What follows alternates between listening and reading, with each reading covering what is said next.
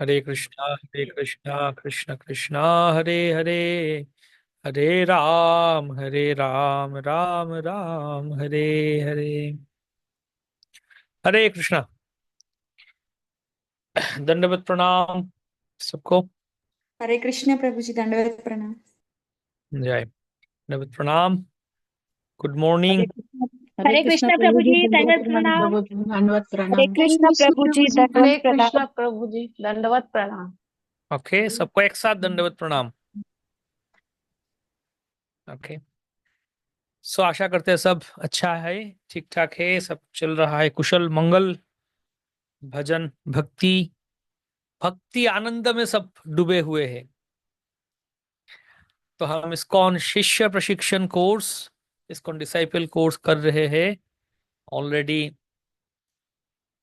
परसों हम पहले क्लास किए थे, आज हमारे दूसरी कक्षा। तो कुछ प्रश्न है तो पूछ सकते हैं, अगर परसों उसका जो कक्षा है क्लास की, अगर किसी का मन में कुछ प्रश्न आया तो आप पूछ सकते हैं।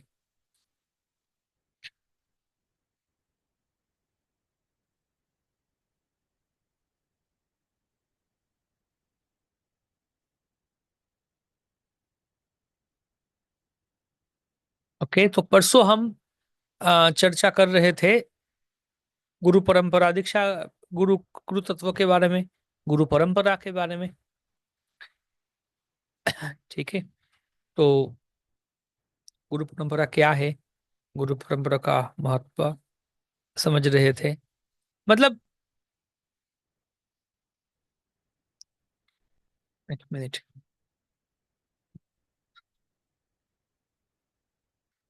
मतलब हमारा जो ये जो है आध्यात्मिक मार्ग ये है,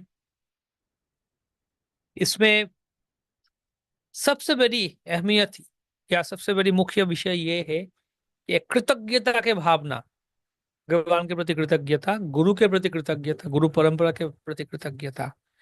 हम सीधा एक छलांग लगा के भगवान को प्राप्त नहीं कर सकते, परंपरा के थ्रू जाना पड़ता है। हम्म। हम हमारे गुरु वो उनके गुरु, गुरु के माध्यम से हमें जाना होता है। अभी कोई ये बोल सकता है कि क्या जरूरत है गुरु के, गुरु की जरूरत क्या है। नहीं, आप बता सकते हैं। जैसे उदाहरण दिया जाए, हम चर्चा भी किया कि मान लीजिए प्राइम मिनिस्टर, भारत के प्रधानमंत्री, या भारत के कोई भी देश मान लीजिए, कोई देश का राजा या प्रधानमंत्री के साथ मिलना हो, तो सीधा मिल सकते हैं आप जाके? अचानक जाके हरे कृष्णा या हाउ आर यू, कैसे हो, कैसे चल रहा है, सीधा मिल सकते हैं आप? नहीं, आपको जाने ही नहीं दिया जाएगा वहां पे। तो पहले आपको अपॉइंटमेंट लेना पड़ेगा, किन से? उनके सेक्रेटरी से। सेक्रेटरी से संबंध कीजिए। हाँ, उनसे अपॉइंटमेंट लेना है, उनसे मिलना है मुझे, तो उनके थ्रू जाके वो आपको लेके जाएंगे, बोलेंगे हाँ ये आए फलाना फलाना इधर से आए हैं, ये है उनका ये काम है, लेके जाएंगे। किसी के थ्रू जाना पड़ता है ना। तो ये एक उदाहरण सबको पता है सबने। लेकिन अगर कोई अगर ऐसे कहे कि ठीक है, प्रधानमंत्री के पास जाना हो तो उनका सेक्रेटरी के माध्यम से जाना पड़ेगा, उनका जो चीफ सेक्रेटरी हो या फिर जो मिनिस्ट्री हो उसके थ्रू जाना पड़ेगा, उनका ऑफिस है, सेक्रेटरीएट है, उसके थ्रू जाना पड़ेगा। लेकिन अगर प्रधानमंत्री मेरा पिता हो, प्रधानमंत्री का बेटा हो, तो भी क्या मुझे अपॉइंटमेंट लेके जाना पड़ेगा सेक्रेटरी से? अरे वो तो मेरा पिता है, मैं क्यों सेक्रेटरी के थ्रू जाऊं? पिताजी फोन उठा के, पिताजी ऐसे है, या फिर सीधा चला, पिताजी मुझे ये चाहिए, मेरा पिता है ना वो।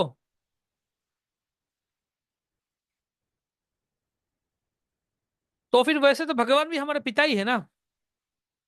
भगवान सबका हृदय में है, निवास करते, ईश्वर सर्वभूतानां हृदय से अर्जुन, तो सबके हृदय में भगवान है, हमारे पिता है। तो फिर उनके पास जाने के लिए क्यों हमें सेक्रेटरी वगैरह या फिर गुरु वगैरह के माध्यम से जाना की जरूरत क्या है? भक्तों के माध्यम से गुरु के माध्यम क्यों जरूरत है? वो पिता है हमारा, बस मैं तो, ईश्वर मेरा पिता है, भगवान मेरा पिता, बस। है ना, लॉजिक है ना इसमें? क्या जरूरत है? हाँ, ये बात भी सही है। पिता के पास जाने के लिए हमें कोई माध्यम जरूरत नहीं है, भगवान हमारे पिता है। लेकिन दूसरी बात यह है कि हम तो ये भूल चुके हैं भगवान हमारा पिता है, हम उनको छोड़ दिए हैं। उस पिता को छोड़ के हम रास्ते में आगे बोले नहीं, हम पिता के घर में नहीं रहेंगे, हम जाके दूसरा रास्ते में, हम फुटपाथ में जाके रहेंगे।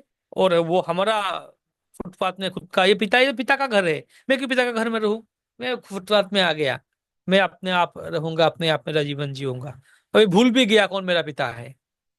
बचपन में मैं निकल गया था, पिता को छोड़ के खो गया था, भूल भी गया कौन मेरा पिता है। हालांकि वो प्रधानमंत्री मेरा पिता ही है, लेकिन मुझे पता नहीं कि वो मेरा पिता है। तो फिर तो मुझे सेक्रेटरी के माध्यम से जाना पड़ेगा ना, है ना। तो भगवान हमारे पिता है सबके हृदय में, लेकिन वो हम कितना, हमें अनुभव हुआ, हम भूल चुके हैं वो। हाँ अभी तो बता दिया, हम याद हो गया, नहीं कहाँ याद हुआ। याद अगर हो जाता तो फिर हम भौतिक भौतिकतावादी नहीं रहते, या फिर शरीर के स्तर पे नहीं रहते।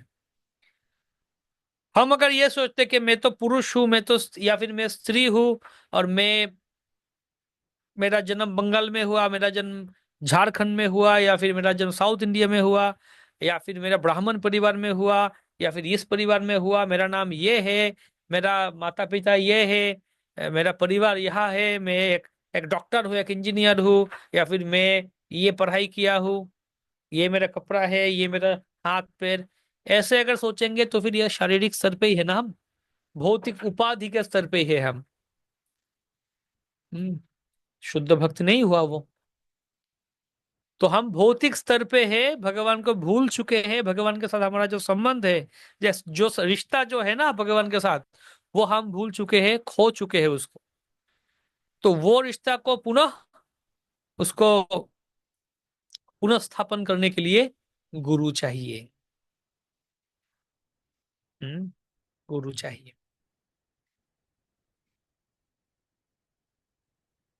ठीक है, तो इसलिए कहा गया, अदीक्षितस्य वामुरु कृतम सर्वम निरर्थक।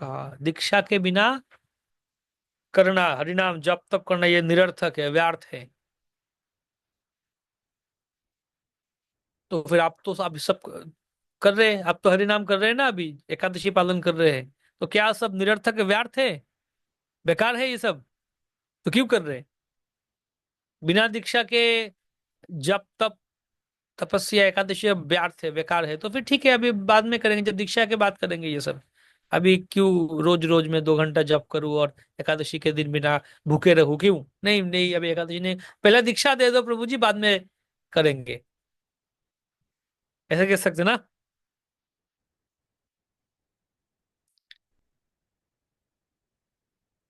नहीं, दीक्षा के बिना, यहाँ पे जो कहा गया कि दीक्षा के बिना जो जब तब जो है सब बेकार है, उसका मतलब क्यों है कि कुछ लोग ऐसे हैं जो ऐसे सोचते हैं कि भाई हम दीक्षा नहीं लेंगे, हम हरिनाम जाम जप करेंगे, एकादशी करेंगे, हम शास्त्र भगवान का पूजा करेंगे, लेकिन दीक्षा नहीं लेंगे। बिना क्यों जरूरत बिना दीक्षा के ही करते जाएंगे। उनके लिए कहा गया कि ये सब तुम्हारे जो कर रहे हो ना, बिना दीक्षा के, बिना गुरु के, ये जप तप एकादशी और पूजा सब बेकार है, बेकार है, कोई मतलब है ही नहीं। लेकिन हम सब, आप सब जो है दीक्षा के बिना ही आप कर रहे हैं, मतलब आप दीक्षा के लिए तैयारी कर रहे हैं, ये प्रिपरेशन कर रहे हैं, तो इसलिए बेकार नहीं है। अगर आपका मन में ये विचार है नहीं मैं दीक्षा लूंगा नहीं, तो फिर ये बेकार है सब, जब तब सब बेकार। लेकिन अगर ऐसे मन में नहीं मैं दीक्षा लेना चाहता हूँ, इसलिए ही तो मैं ये कोर्स कर रहा हूँ और पढ़े, अपने आप को तैयार कर रहा हूँ, अपने आप को मैं आगे जाके आगे बढ़ रहा हूँ, तो फिर हाँ ये थे सही है। जैसे आपको अगर खेलना है, भारतीय टीम में, इंडियन टीम में आपको जाके क्रिकेट खेलना है वर्ल्ड कप में, तो क्या ऐसे ही आपको भेज देंगे, चलो भाई आप चलो वर्ल्ड कप में, आपको टीम का हिस्सा बना देंगे? नहीं, पहले आपको खेलना पड़ेगा, ट्रेनिंग लेना पड़ेगा किसी कोच के अंडर, और वहां पे जाके आपको नाम लिखाना पड़ेगा कोच के अंडर, उसके बाद खेलना, प्रैक्टिस करना, उसके बाद स्टेट लेवल में खेलना, उसके बाद जो जो है धीरे धीरे जाके आपको इतना प्रैक्टिस करना पड़ेगा, रोज रोज प्रैक्टिस करना पड़ेगा।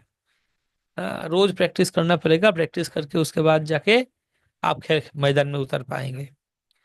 अचानक कोई में, मतलब आप जो प्रैक्टिस कर रहा है, कोई बैट्समैन हो, मान लीजिए धोनी, तो झारखंड से है ना, तो एक खेल में जाने के पहले 2 घंटा बैटिंग किया, मान लीजिए मैच है कल और आज 2 घंटा वो नेट में प्रैक्टिस किया, बैटिंग किया। ये क्यों किया, काई को किया, ये क्यों किया? ये तो बेकार किया ना, 2 घंटा खाली खाली ऐसे बॉल मारा। इतना मेहनत की जरूरत क्या है? मैच में जाके खेलेंगे, मतलब अभी 2 घंटा मेहनत किया, उसमें छक्का मारा, कितना छक्का मारा, क्या वो गिनती जाएगा? अरे मैंने प्रैक्टिस में, जब नेट में प्रैक्टिस किया उसमें 10 छक्का मारा, तो वो तो काउंट में गिना ही नहीं जाएगा, वो तो वैसे ही किया, प्रैक्टिस किया। नहीं, मैच में उतर के कितना छक्का मारते हैं वो महत्व है, गेम में कितना छक्का मारा वो है। लेकिन वो जो मैच का पहले जो छक्का मारा जो है प्रैक्टिस में, वो इंपॉर्टेंट है। वहां पे आप अच्छा प्रैक्टिस किया, इसलिए जाके मैच में कुछ कर पाया, है ना? तो वो यही है। हम्म, कि दीक्षा के पहले जो हरिनाम जप तप तपस्या पूजा एकादशी, ये अच्छा से एकांतिक रूप से करेंगे तो ही भगवान हमारे पास अच्छे प्रामाणिक सदगुरु भेजेंगे। कि ये जो भक्त है, ये जो जीव है, बहुत ही निष्ठावान है, बहुत ही अच्छे भक्त है, तो उनको अच्छा गुरु दिया जाए। तो हम कितना सिंसियर है, हम कितना एकांतिक है, इसके ऊपर आधार करके भगवान हमें गुरु देते हैं, गुरु भेजते हैं। हम्म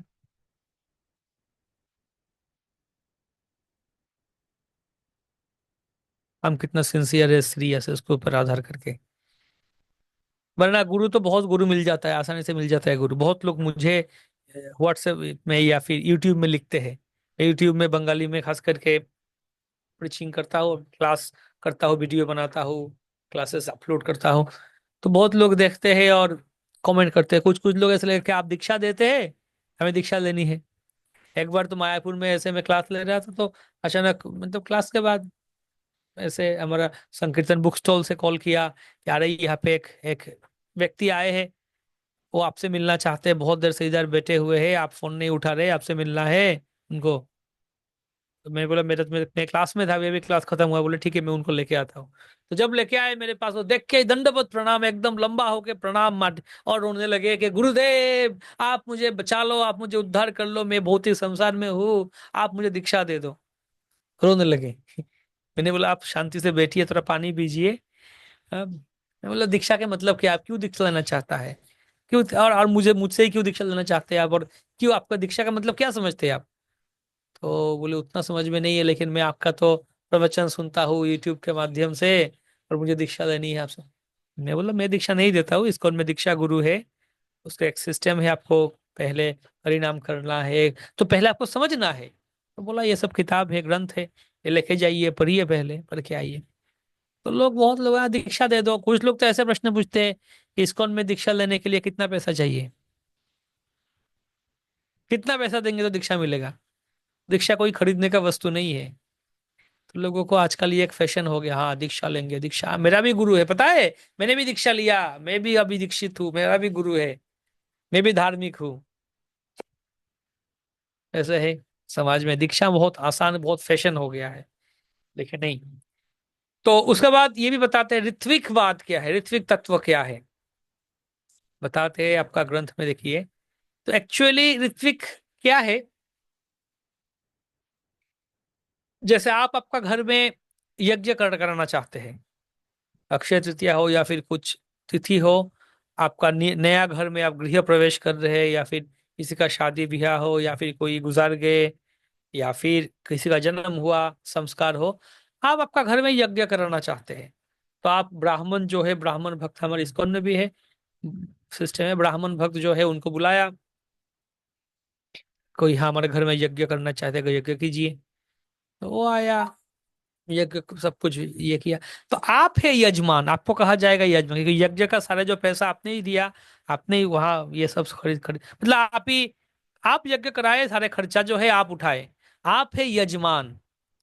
और वो है पुरोहित, ब्राह्मण, जो ब्राह्मण है वो पुरोहित, मतलब वो जब मंत्र बोल के वो है ब्राह्मण ही, सारे ये करेंगे, यज्ञ का सारे सामान सजाएंगे एक जगह में, यज्ञ कुंड बनाएंगे, सब कुछ एक साथ इकट्ठा करेंगे, मंत्र बोल के आग जलाएंगे।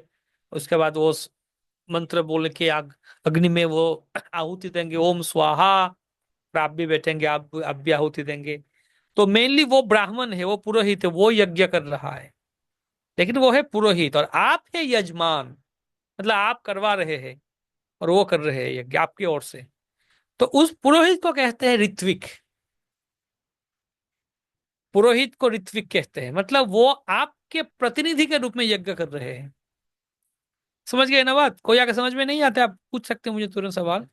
मतलब आपका घर में कोई हवन कोई यज्ञ कराना हो, कोई ब्राह्मण को बुलाए आप, वो ब्राह्मण है ऋत्विक, क्योंकि वो आपके ओर से, ऑन योर बिहाफ, आपके प्रतिनिधि के रूप में वो यज्ञ कर रहा है ब्राह्मण। वो ऋत्विक है, आप यजमान है। तो वैसे ही प्रभुपाद ने कहा था, प्रभुपाद जब दीक्षा दे रहे थे तो प्रभुपाद ने कहा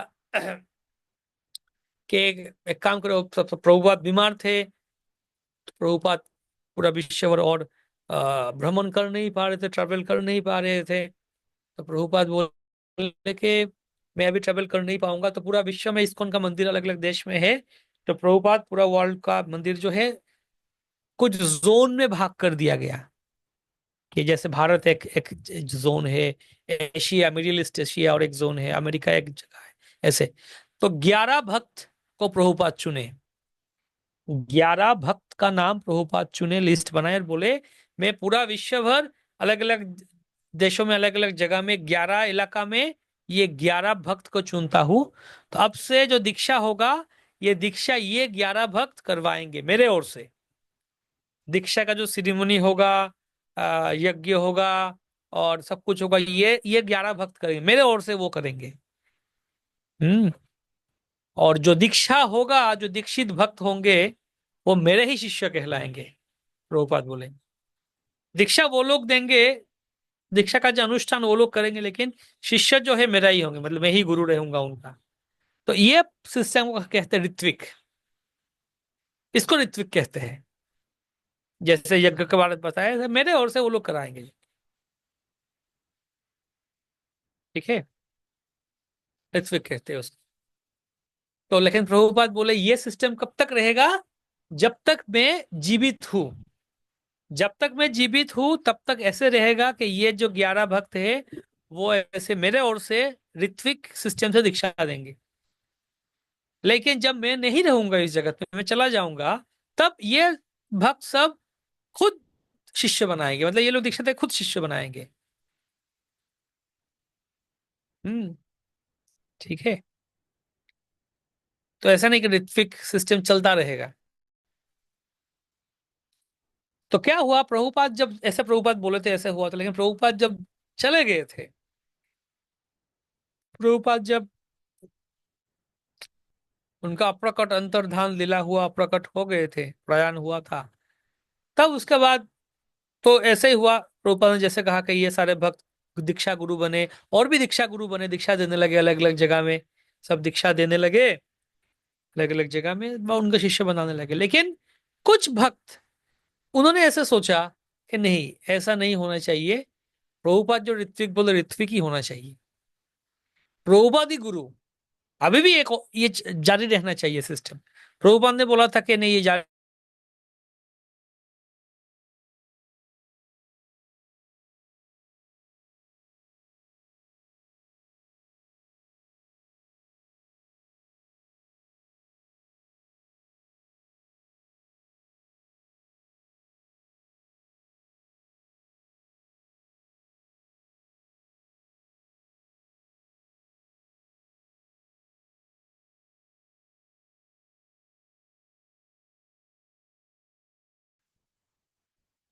हम्म। अगर ऐसा सिस्टम है कि आप, मतलब प्रभुपाद तो जीवित नहीं है अभी हमारे मध्य बीच, लेकिन फिर भी आप प्रभुपाद के शिष्य बन सकते हैं ऋत्विक सिस्टम से। तो कोई बोलेगा अगर ऐसा ही है कि प्रभुपाद जीवित नहीं है फिर भी हम प्रभुपाद के शिष्य बन सकते हैं, तो फिर प्रभुपाद का ही क्यों, सीधा भक्तिविनोद ठाकुर के शिष्य बन जाएंगे। कोई बोले नहीं, तो भक्तिविनोद ठाकुर के सीधा रूप गोस्वामी के शिष्य बन जाते हैं ना, नहीं सीधा महाप्रभु के शिष्य बन जाते हैं, या मध्वाचार्य के शिष्य बन जाते, ब्रह्मा का शिष्य बन जाते हैं, मतलब कोई जो भी बोल सकता है मैं नारद मुनि का शिष्य बनना चाहता हूँ। तो ऐसा होगा, लोग आके बोले अच्छा आप किन का शिष्य बनना, हाँ मैं तो रूप गोस्वामी का शिष्य बनना चाहता हूँ। आप किसका? मैं रूप गोस्वामी का शिष्य हूँ। आप कौन है, या आप कौन सा शिष्य है? मैं तो सनातन गोस्वामी का शिष्य हूँ। आप कौन है? मैं तो नारद मुनि का शिष्य हूँ। कोई कुछ भी बोल, मैं तो सीधा स्वयं कृष्ण का शिष्य हूँ भैया, मैं और गुरु में सीधा कृष्ण का शिष्य हूँ। तो इसलिए कहते हैं ये ऋत्विक बात जो है ये सही नहीं है, गलत है। तो इसके बारे में ही आपका आपका ग्रंथ में दिया गया है, ऋत्विक बात के बारे में, कि ये गलत है। क्यों? क्योंकि किसी भी प्रामाणिक, जैसे मैं उस दिन बोल रहा था कि चार संप्रदाय प्रामाणिक संप्रदाय है, ब्रह्म संप्रदाय, रुद्र संप्रदाय, श्री संप्रदाय और कुमार संप्रदाय। कोई भी संप्रदाय में ऐसा ऋत्विक का सिस्टम नहीं है, किसी कहीं पे भी नहीं है। और किसी के परम गुरु में से जो दीक्षा लेने का है जो पक्ष में, ये कोई शास्त्र प्रमाण भी नहीं है, कहीं पे भी शास्त्र प्रमाण नहीं है ऐसे। हालांकि उस समय ऐसा था, नित्यानंद प्रभु के पुत्र वीरभद्र गोस्वामी, उनका समय एक ऐसा व्यक्ति था, जो व्यक्ति उसका नाम था जय गोपाल, एक भक्त था जय गोपाल नाम का एक भक्त। अभी क्या हुआ था, ऐसा हुआ था, देखिए क्या हो गया था। ये जय गोपाल नाम का एक भक्त था। अभी जय गोपाल ने जिनसे दीक्षा लिया था, उसका दीक्षा गुरु, वो दीक्षा गुरु जो थे वो उतना पढ़े लिखे नहीं थे, मतलब उतना पंडित भी नहीं थे, शास्त्र में उतना पढ़े लिखे नहीं थे। जय गोपाल बहुत पंडित था। तो जय गोपाल का मन में आया कि अरे मैं इतना बड़ा पंडित हूँ और मेरा गुरु इतना पढ़ा लिखा है ही नहीं, इतना शिक्षित, इतना पढ़ा लिखित पंडित है ही नहीं, तो मैं कैसे अपने आप को ऐसे गुरु के शिष्य के रूप रूप में मैं अपना परिचित कराऊंगा कि मैं देखो मेरा गुरु वो है, अरे पंडित ही नहीं, जानते ही नहीं कुछ। तो जयगोपाल का गुरु के जो गुरु थे, है ना, उनका जयगोपाल गुरु के जो गुरु थे वो पंडित थे। तो जयगोपाल कहने लगे मैं उनका शिष्य हूँ, कि वो पंडित थे, स्कॉलर थे। तो ये जब सुने वीरभद्र गोस्वामी, वीरभद्र प्रभु जो नित्यानंद प्रभु का पुत्र थे, उन्होंने श्रीनिवास आचार्य को एक चिट्ठी लिखा। चिट्ठी लिखे बोले कि ये जो जय गोपाल है इसको हटाओ, इसको भगाओ, इसको निकाल दो हमारे गौड़ीय संप्रदाय से, वैष्णव संप्रदाय से निकाल दो इसको, ये गलत बोल रहा है पूरा, ऐसे नहीं होना चाहिए। हम्म। तो अभी अभी ये है कि अच्छा, ऋत्विक लोगों का कहना क्या है पता है, कि अभी का जो गुरुदेव, इस्कॉन में बहुत सारे गुरु है, इतना गुरु है इस्कॉन में, वो लोग बोलते हैं ये सब गुरु बनने के लायक है नहीं, केवल प्रभुपाद ही लायक है, प्रभुपाद ही नित्य सिद्ध भक्त है, प्रभुपाद ही एकदम शुद्ध भक्त और गुरु है, प्रभुपाद ही गुरु बनने, बाकी कोई गुरु बनने का लायक योग्य है ही नहीं। तो इसलिए हम इनसे नहीं नहीं लेंगे दीक्षा, हम प्रभुपाद से लेंगे सीधा दीक्षा, ऋत्विक का सिस्टम से। तो अभी पॉइंट ये है कि आप अगर कहेंगे कि अरे ये बच्चा जो है बहुत नालायक बच्चा है, बहुत ही खराब बच्चा है, बहुत ही बिगड़ा हुआ बच्चा है, किसी बच्चा को बोलेंगे अरे ये बच्चा एकदम बदमाश बच्चा है, तो उसका मतलब क्या बोल रहे हैं आप बोल रहे हैं ये बच्चे का जो माता पिता है ना, माता पिता बहुत खराब है, ये माता पिता ने इसको अच्छा संस्कार दे नहीं पाया। कोई किसी बच्चा को अगर आप बदमाश कह रहे हो या फिर लोग ये बच्चा एकदम खराब है, ये है, तो उसका मतलब उसका माता पिता को आप कह रहे हो कि माता पिता बहुत ही खराब है, माता पिता बहुत ही वो मतलब they are not good parent, they are not qualified parent, they couldn't give good education था, वो लोग अच्छा सीख नहीं दे पाए उनके बच्चे को।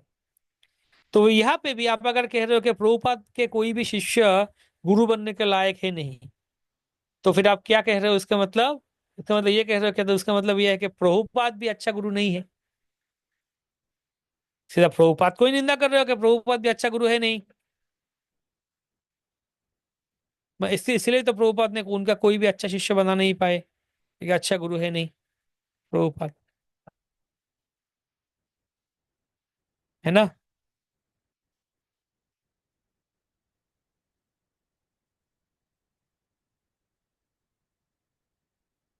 तो क्या मतलब है इसका इसका क्या मतलब हुआ, प्रभुपाद अच्छा गुरु है नहीं, तो फिर आप प्रभुपाद से क्यों दीक्षा लेना चाहते हो?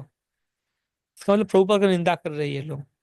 और और पॉइंट क्या है कि नॉर्मली जो दीक्षा होता है, दीक्षा के समय क्या होता है, जो गुरु है, गुरु शिष्यों का पाप स्वीकार करते हैं, पाप ले लेते हैं और उसका जो जिम्मेदारी लेते हैं। लेकिन ऋत्विक सिस्टम में ऐसा नहीं होता। ऋत्विक सिस्टम में ऐसा जो ऋत्विक गुरु जो है वो जिम्मेदारी नहीं लेता है, फिर दीक्षा नाम दिया छोड़ दिया, बस तुम तुम्हारा देखो, तुम तुम्हारा जानो भाई। हम्म। और ऋत्विक सिस्टम के अनुसार क्या है, गुरु जो है वो शास्त्र के बाहर भी काम कर सकता है, मतलब कुछ भी कर सकते हैं, चलो। तो ये तो गलत है। इसलिए और कोई भी शास्त्र में ऋत्विक तत्व के बारे में कुछ प्रमाण नहीं है कि भैया यहाँ पे बताया गया ऋत्विक अच्छा है या इस सिस्टम में आप दीक्षा दो, ये कहीं पे भी ऐसा नहीं है। इन सब वजह के लिए ऋत्विक तत्व जो है, ऋत्विक बात जो है वो सही नहीं है। ठीक है, कोई प्रश्न है अगर बताइए आप ऋत्विक के बारे में।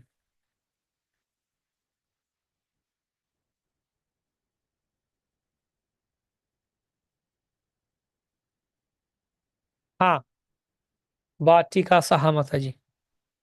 हरे कृष्णा प्रभु जी, प्लीज अरे एक्सेप्ट माय हम्बल ओबेसेंसेस। प्रभु जी, मेरा क्वेश्चन था कि जो ऋत्विक फिलोसफी को मानते हैं जो लोग, वो प्रभुपाद को तो फॉलो करते हैं ना, तो प्रभुपाद जब बोले कि ये ऋत्विकवाद को नहीं कंटिन्यू करना है, तो फिर वो क्यों नहीं मानते हैं? यही तो प्रश्न है, प्रभुपाद ने खुद ऐसे बोला, फिर भी एक्चुअली इसके पीछे एक और भी बैकग्राउंड है, कहानी है कि कुछ लोग थे, मंदिर था, तो ये फाइनेंशियल भी थे कि भैया चलो ऐसे कुछ अलग अलग फिलोसफी देके बंटवारा हो जाओ, इस्कॉन से अलग हो जाओ, और ये जो मंदिर जो है खुद दखल करके बैठ जाओ, खुद कैप्चर कर लो। तो ये एक्चुअली ये सब भी था, ये जो जमीन हो या मंदिर हो, प्रॉपर्टी दखल कर लेना खुद के लिए, इसलिए ऋत्विकवाद इन सब सिस्टम को बढ़ावा देना, ऐसे ही हुआ, ऐसे ही शुरू हुआ। प्रभु जी, ठीक। एक और क्वेश्चन था कि हाँ, Ritvik theory implies that acharyas can act contrary to shastra। ये भी नहीं समझ आया। हाँ, ऋत्विक का मतलब ये है कि भाई जो आचार्य गुरु है वो तो कुछ भी कर सकता है, मतलब शास्त्र में कहा गया लेकिन वो उसका अनुसार कर सकता है, ये गलत है ना। जी प्रभु जी। प्रभु जी, और परम गुरु कौन होते हैं? परम गुरु है जैसे आपका पिताजी है और उसका ऊपर है दादाजी, पिताजी के पिताजी दादाजी है ना, तो वैसे गुरु के गुरु है परम गुरु, दादाजी कह सकते हैं।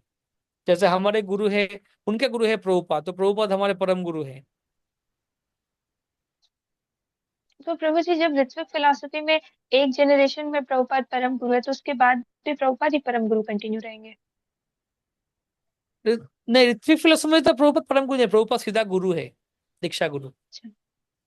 हम कहते हैं जी। प्रभुपाद हमारे परम गुरु, लेकिन वो लोग कहते हैं प्रभुपाद सीधा हमारे गुरु है। थैंक यू प्रभु जी। हरि बोल। और कोई प्रश्न? ओके, तो अब हम थोड़ा इसलिए प्रभुपाद के बारे में सुनेंगे, प्रभुपाद कौन है उनके बारे में जानेंगे। हाँ, दीपक प्रभु बताइए। हरे कृष्णा प्रभु जी। हरे कृष्ण।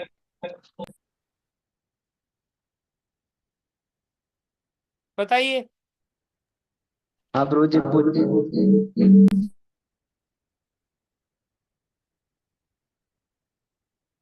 नहीं दे रहा है आवाज कुछ भी। हरे कृष्णा प्रभु। हाँ, बताइए। हाँ प्रभु जी, पूछ रहे हैं जैसे ऋत्विक वाले लोग सारे शास्त्र को फॉलो करते हैं, तो क्या वो लोग गोलोक जाएंगे? और दूसरा प्रभु कि ऋत्विक में जो लोग ज्वाइन कर रहा है वो लोग का क्या गलती है जो कि वो लोग ऋत्विक में ही ज्वाइन रहा है? ये तो वही जाने, उनका दुर्भाग्य है, इसलिए ऋत्विक में, इसलिए कलयुग में एक्चुअली क्या है, यही है विषय कि आप सीधा शुद्ध भक्ति का मार्ग में आना उतना आसान नहीं है, बहुत लोग चाहते हैं लेकिन गलत तरीका से भी जा रहे हैं, ये दुर्भाग्य, यही दुर्भाग्य मंदभाग्य कहा गया भागवत में। हम्म। और गोलोक वृंद अवश्य नहीं, क्योंकि आप कितना भी अच्छा काम कर लो लेकिन अगर मूल काम ही आप गलत कर लिया तो फिर क्या फायदा है। गुरु इतना जरूरी है, गुरु तत्व में ही आपने गलती कर लिया। और सिर्फ यही नहीं, वो लोग तो गुरुओं का निंदा भी करते हैं, बोले ये गुरु खराब है, ये निंदा करते, तो कितना अपराध हो रहा है उनको, अपराधी है वो,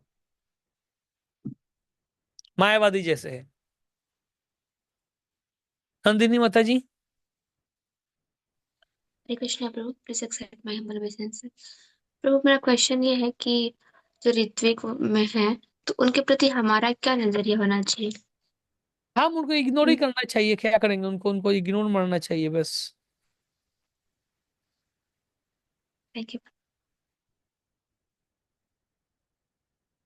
ठीक है, प्रियंका माता जी।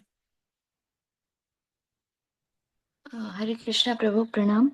प्रभु, ऋत्विक सिस्टम अगर ऐसा गलत है तो फिर ये इतना फ्लरिश क्यों कर रहा है? इनका इतना प्रचार प्रसार इतना बढ़ रहा है, वो लोग बहुत बड़े बड़े मंदिर बना रहे हैं।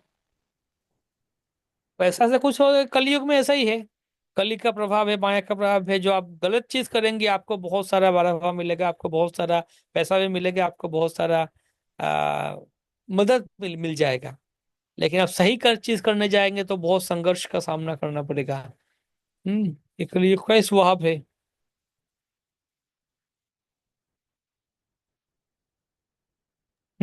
जैसे मान लीजिए आप रांची में प्रचार कर रहे हैं इस्कॉन मंदिर में, कितना ही बड़ा है आपका मंदिर, जो कितना ही है, मान लीजिए कितना ही है मंदिर, ठीक है, इतना भक्त है, इतना ये है, कितना ही कर लिया। लेकिन अगर आप भक्ति छोड़कर दूसरा कुछ प्रचार करने जाएंगे ना, हाँ, आपका देखना कितना बड़ा भव्य बड़ा महल खड़ा कर सकते हैं। मतलब भक्ति प्रचार करेंगे तो लोग आएंगे नहीं, कितना ही लोग आपके भक्ति कर रहे हैं, रथ यात्रा 10,000 लोग आया ठीक है। लेकिन आप अगर भक्ति छोड़ के या इसमें मिलावट कर देंगे ना, 10,000 क्या 10 लाख लोग आ जाएंगे, भाग भाग के आ जाएंगे आपके पीछे। तो कलयुग में भक्ति करने में ही ज्यादा संघर्ष करना पड़ता है। और भक्ति छोड़ के करेंगे, आपको पैसा भी मिलेगा, दौलत शोहरत और यश भी, सब कुछ लोग आपको बढ़ावा देंगे।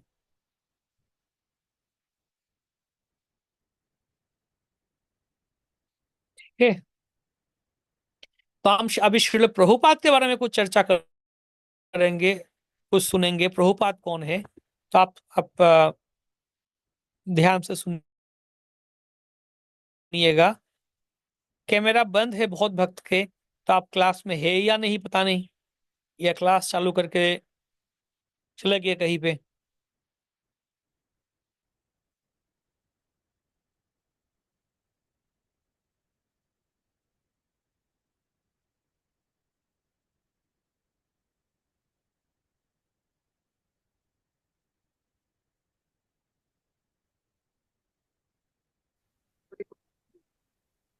हरे कृष्णा कृष्णा कृष्णा हरे हरे, हरे राम राम राम हरे हरे। हरे कृष्णा। सभी भक्तों को स्वागत करते हैं हम इस्कॉन शिष्य प्रशिक्षण कोर्स में। तो उसके पहले हम इस्कॉन अंतरराष्ट्रीय कृष्ण भवनामृत संघ इस्कॉन के संस्थापक आचार्य कृष्ण कृपाश्री मूर्ति श्री अभय चरनाड़ विंद भक्ति वेदांत स्वामी प्रभुपाद, उनका चरण में हम प्रणाम अर्पण करते हैं। नेक्स्ट जो पाठ है श्रील प्रभुपाद हमारे संस्थापक आचार्य, उस विषय में जो पाठ 3 है, श्रील प्रभुपाद इस्कॉन के संस्थापक आचार्य श्रील प्रभुपाद। तो पहले तो संस्थापक आचार्य ये शब्द का मतलब क्या है, अर्थ क्या है? संस्थापक आचार्य के कार्य क्या है? स्थापना करने के अर्थ एक सुदृढ़ नींव एवं आश्रय प्रदान करना, सिद्धांत स्थापित करना, किसी संस्था के सर्वप्रथम स्थापित करना, किसी संस्था को सर्वप्रथम स्थापित करना और उसके बने रहने के लिए उचित प्रतिबंध करना, यह संस्थापक आचार्य के अर्थ। ऑक्सफोर्ड इंग्लिश डिक्शनरी के अनुसार, ऑक्सफोर्ड यूनिवर्सिटी प्रेस से छपा हुआ जो डिक्शनरी है उसके अनुसार संस्थापक आचार्य का मतलब यह है कि वे पहले संस्थापना करते हैं, एक सुदृढ़ एक नींव या आश्रय देते हैं इस संस्था को, और इसका सिद्धांत क्या होगा, क्या नियम क्या होगा, सबका स्थापन करते हैं, निर्णय करते हैं, ऐसे ऐसे होना चाहिए ये संस्था। किसी संस्था को सर्वप्रथम स्थापित करके उसके उचित क्या क्या नियम है सब कुछ तय करना, सब कुछ बताना, ये है संस्थापक आचार्य के कार्य है, जो कि श्रील प्रभुपाद है इस्कॉन के लिए। प्रभुपाद ने ऐसा क्या किया इस्कॉन के लिए, क्या क्या किया इस्कॉन के लिए जिसके कारण श्रील प्रभुपाद को संस्थापक आचार्य कहा जाता है। सोचिए, अंतरराष्ट्रीय कृष्ण भवनामृत संघ इस्कॉन को जो स्थापना की वो है प्रभुपाद। इस्कॉन के 7 उद्देश्य है, 7 उद्देश्य कौन तय किए? श्रील प्रभुपाद। इस्कॉन अभी कैसे चल रहा है? इस्कॉन का सर्वोच्च जो उसका चलाने वाला जो कमीशन है, कमिटी है, वो है जीबीसी, गवर्निंग बॉडी कमीशन। तो ये भी कौन किए? श्रील प्रभुपाद। जीबीसी का स्थापना कौन किए? श्रील प्रभुपाद। जीबीसी कैसे चलेगा, जीबीसी का क्या क्या कार्य रहेगा, जीबीसी का सिस्टम कैसे रहेगा, ये भी तय करके गए श्रील प्रभुपाद। इस्कॉन के सारे भक्त, उनको 4 नियम पालन करना है। मांसाहार नहीं करना, नशा ना करना, अवैध संग ना करना, द्यूत क्रीड़ा ना करना, ये 4 नियम पालन करना है इस्कॉन के सारे भक्त को। ये कौन तय करके गए? श्रील प्रभुपाद। इस्कॉन के सारे भक्त को कम से कम हर रोज 16 माला जप करना है, ये कौन करके गए? श्रील प्रभुपाद। इस्कॉन मंदिर में हर रोज सुबह मंगल आरती होता है, संसार ढलोकम, ये कौन तय करके गए? श्रील प्रभुपाद। इस्कॉन के सारे भक्त हर रोज इस्कॉन मंदिर में गुरु पूजा करते हैं, श्री गुरु चरण पद्म केवली भक्ति सद्म, और पुष्प अर्पण करते श्रील प्रभुपाद के चरण कमल पे। तो इस्कॉन के लिए श्रील प्रभुपाद ये जो अनोखा अनुपम ये जो पद है, पदवी है संस्थापक आचार्य, ये पद भविष्य में भी और कोई नहीं ले पाएगा कि नहीं दूसरा कोई आए। मान लीजिए अभी पूछा गया, बताइए इसको श्रील प्रभुपाद क्यों संस्थापक आचार्य है? जनरली हम जब हम क्लास करते हैं, ऑफलाइन में करते हैं डिसाइपल कोर्स, सो जब हम शिक्षार्थियों को, छात्रों को पूछते हैं, अच्छा बताइए आपको क्या लगता है क्यों श्रील प्रभुपाद संस्थापक आचार्य? प्रभुपाद ने ऐसा क्या किया? नहीं प्रभु जी, प्रभुपाद ने तो पूरा विश्व भर प्रचार किया, प्रभुपाद ने बहुत लोगों को कृष्ण भक्ति दिया, प्रभुपाद ने हरिनाम का प्रचार किया, प्रभुपाद अमेरिका का प्रचार किया। तो अभी अमेरिका तो बहुत लोग, और भी लोग जा सकते हैं, आगे चल के आप भी जा सकते हो, अमेरिका में प्रचार कर सकते हो, आप भी चल के प्रचार कर सकते हो, बहुत लोगों को हरिनाम दे सकते हो, हाँ है ना। हालांकि हम तुलना नहीं कर रहे प्रभुपाद के साथ, और प्रभुपाद जैसे कोई नहीं कर पाएगा प्रभुपाद ने जो किया, लेकिन बोल रहे कि अमेरिका तो और भी लोग जा सकते हैं, और भी लोग गए थे पहले, और भी लोग जाएंगे भविष्य में, तो कोई भी अमेरिका में प्रचार करेगा वो इस्कॉन का संस्थापक आचार्य बन जाएगा? नहीं। तो मतलब ये है कि इस्कॉन जो है, इस्कॉन के लिए श्रील प्रभुपाद संस्थापक आचार्य, प्रभुपाद ने किया, सिर्फ अमेरिका में गए प्रचार किए वो नहीं, इस्कॉन को स्थापना किए प्रभुपाद, और महाप्रभु के शक्तावेश अवतार है, महाप्रभु के सेनापति भक्त कहा जाता है। हाँ, शक्तावेश अवतार भी कहा जाता है, सेनापति भक्त भी कहा जाते हैं महाप्रभु के।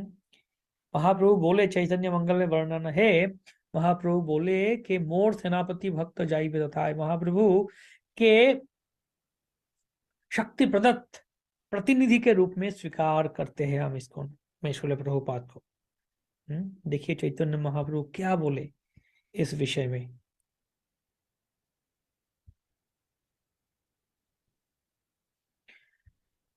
ये लोचनदास ठाकुर द्वारा चैतन्य मंगल में लिखित है, सूत्रखंड में है, एवे नाम संकीर्तन तीक्ष्ण खड्ग लइया अंतर असुर जीवेर फेलिबे काटिया, यदि बापी छाड़ी धर्म दूर देशे जाए मोर सेनापति भक्त जाइबे तथा। तो क्या बोल रहे हैं कि महाप्रभु बोले कि पहले में आया था कृष्ण के रूप में, कृष्ण रूप में आए थे, वृंदावन लीला किए, बहुत असुरों को मारे थे, राम रूप में आए थे, बहुत असुरों को मारे थे, लेकिन अब जो अवतार लेके आए हैं, अब जो रूप में आए हैं चैतन्य महाप्रभु, ये जो रूप में महाप्रभु बोले मैं आए हो, एवे एवे अस्त्र ना धरिबो प्राणे कारे ना मारिबो चित्त शुद्धि घटाइबो सबार। महाप्रभु क्या बोलते हैं, अब का जो अवतार है इसमें मैं शस्त्र नहीं लूंगा, हाथ में अस्त्र नहीं लूंगा, किसी को प्राण से नहीं मारूंगा, मैं अस्त्र भी नहीं लूंगा, शस्त्र भी नहीं लूंगा, किसी को प्राण से नहीं मारूंगा, हत्या नहीं करूंगा किसी को। हालांकि महाप्रभु उनका ये जो प्रतिज्ञा भूल गए थे, और जब जगाई माधाई ने नित्यानंद प्रभु, माधाई ने खास करके नित्यानंद प्रभु के ऊपर वार किया था और खून आ रहा था, महाप्रभु इतना क्रोधित हो गए थे, महाप्रभु अब खुद के प्रतिज्ञा भूलकर वो सुदर्शन चक्र को आह्वान कर रहे थे, बुला लिए थे, लेकिन मारे नहीं, धर्म प्रेमी दिए थे। तो ये भी एक लीला है, ये भी दूसरा एक शिक्षा प्रदान की है वैष्णव पर, मतलब भक्त के लिए महाप्रभु कितना, जैसे कृष्ण भी प्रतिज्ञा किए थे मैं शस्त्र नहीं उठाऊंगा कुरुक्षेत्र में, लेकिन जब भीष्मदेव इतना युद्ध कर रहे थे और अर्जुन को मारने वाले थे, तब कृष्ण ने रथ का जो उसका जो व्हील है वो ले लिए थे, खुद का प्रतिज्ञा भूल के भक्त को रक्षा करने के लिए। वैसे ही महाप्रभु भी किए थे, वो तो है ही लेकिन महाप्रभु का प्रतिज्ञा किया था कि मैं अस्त्र नहीं उठाऊंगा हाथ में, शस्त्र नहीं उठाऊंगा हाथ में। एवे अस्त्र ना घोरी वो प्राणे कार्य ना मारी वो, मैं किसी को नहीं मारूंगा प्राण से, लेकिन क्या करूंगा मैं, चित्त शुद्धि घटाई वो सवार, मैं सबका हृदय शुद्ध कर दूंगा, हृदय शुद्धि कर दूंगा सबका, चित्त शुद्धि कर दूंगा सबका, मन को साफ कर दूंगा। ये महाप्रभु का टैक्टिक्स या स्ट्रेटेजी है, कौशल है। कलियुग में महाप्रभु का कौशल ये है कि मैं किसी को प्राण में नहीं मारूंगा, सबका हृदय को शुद्ध कर दूंगा। ये प्लान, ये योजना बना के आए महाप्रभु। और क्या बोले कि एबे नाम संकीर्तन तीक्ष्ण खड्ग, ये नाम संकीर्तन में तीक्ष्ण खड्ग, खड्ग मतलब जो शस्त्र है, खड्ग जो जिसे मारते हैं, तीक्ष्ण तीखा, बहुत ही एकदम तीक्ष्ण है वो, धार है बहुत उसका। तो बोले ये नाम संकीर्तन ही मेरा तीक्ष्ण खड्ग है, दूसरा कोई शस्त्र नहीं, यही मेरा शस्त्र है। नाम संकीर्तन तीक्ष्ण खड्ग लिया अंतर असुर जीवेर फैली, सबका हृदय में एक असुर बस रहे हैं, हम सबका हृदय में असुर है, असुर। तो अंतर असुर मतलब हृदय में जो असुर है, असुर को मार दूंगा मैं, महाप्रभु कहते हैं। अंतर असुर जीवेर फैली वो काटिया। हाँ, जोधी पापी छाड़ी धर्म दूर दे हजार, यदि कोई पापी, मैं सबको ऐसे सबका हृदय का असुरों को मार दूंगा मैं नाम संकीर्तन का तीक्ष्ण खड्ग से। और अगर कोई पापी अगर मुझे छोड़ के मतलब चुपके से अगर भाग जाता है यहाँ से और दूर चला जाता है, कोई विदेश में चला जाता है, तो क्या करूंगा मैं, मोर सेनापति भक्त, मैं मेरा सेनापति भक्त को भेजूंगा। मोर सेनापति भक्त जाइबे तो था, मैं मेरा सेनापति भक्त को भेजूंगा दूर देश में। और भी क्या बोल रहे थे, तो ये एक है नाम संकीर्तन की भरा धारदार तलवार से मैं बद्ध जीवों के हृदय के समस्त असुरी भावों का सर्वनाश करूंगा। अगर कुछ पापी व्यक्ति धार्मिक नियमों का त्याग कर दूर देशों का को भागेंगे, तब मेरा सेनापति भक्त उन तक पहुंच कर उन्हें कृष्ण भक्ति देगा। ये तो महाप्रभु बोले लोचन दास ठाकुर के चैतन्य मंगल में। और भी महाप्रभु बोले पृथ्वी त्याग है जो तो नगरादि ग्राम सर्वत्र प्रचार हुई वे मोरो नाम। पृथ्वी में जितना नगर है, ग्राम है, गांव है और शहर है, हर जगह में मेरा नाम का प्रचार होगा। ठीक है, मेरा नाम का प्रचार होगा। तो ये महाप्रभु भविष्यवाणी करके गए थे 500 साल पूर्व। तो सबने सुना, शास्त्र में है, लेकिन सोच रहे थे ये कैसे संभव है, म्लेच्छ्य यवन ये लोग है, ये लोग कैसे भक्ति करेंगे, लोगों को पता नहीं चल रहा था कैसे होगा ये संभव, किसी को विश्वास नहीं लगता है। महाप्रभु ने पृथ्वी थे मतलब कहा इस भारत में ही, भारत को ही पृथ्वी बोला, इंडिया को ही बोला, इस इंडिया में ही होगा और दूर नहीं होगा, मतलब विदेशी लोग कैसे करेंगे, किसी का भरोसा नहीं हुआ था। लेकिन श्रील भक्ति सिद्धांत सरस्वती ठाकुर बोले थे नहीं ये होगा, ये होना चाहिए, महाप्रभु बोले ये होगा। तो श्रील भक्ति सिद्धांत सरस्वती ठाकुर क्या किए, वो उनके भक्त उनके शिष्य हमारे श्रील प्रभुपाद उनको आदेश किया। एक्चुअली सरस्वती ठाकुर ने पहले भी और भी उनके कुछ कई शिष्यों को आदेश दिए थे, भेजे भी थे, लंदन भेजे थे, जर्मनी भेजे थे प्रचार करने के, लेकिन वे लोग सफल नहीं हुए प्रचार करने के लिए, उधर सफल नहीं हुए, आ गए थे। तो श्रील प्रभुपाद को निर्देश आदेश दिए थे सरस्वती ठाकुर का, तुम जाओ प्रचार करो, विदेशी भाषा में, अंग्रेजी भाषा में, विदेशों में प्रचार करो। तो श्रील प्रभुपाद और बाकी सरस्वती ठाकुर के बाकी शिष्य लोग जब गए थे, फेल होके आगे मतलब कर नहीं पाए थे, तो उनका भी मन में विश्वास नहीं था कि ऐसा होगा। वो भी सोचे कि ये कैसे हो पाएगा, ऐसे संभव है नहीं शायद, तो वो भी नहीं कर। लेकिन श्रील प्रभुपाद बोले नहीं, हमारे गुरु महाराज बोले करना चाहिए, करेंगे हम, और महाप्रभु भविष्यवाणी करके गए तो अवश्य ही होगा। इसलिए प्रभुपाद अमेरिका गए 70 साल उम्र में।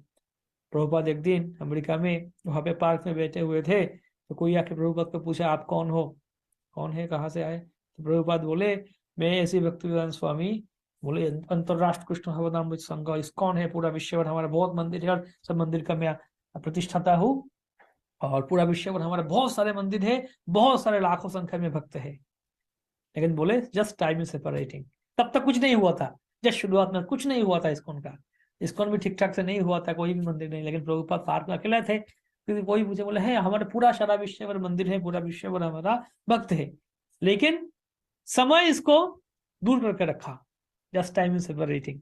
मतलब प्रभुपाद का मन में दृढ़ निश्चय था, दृढ़ निष्ठा था, और यकीन था, विश्वास था, ये होगा ही होगा।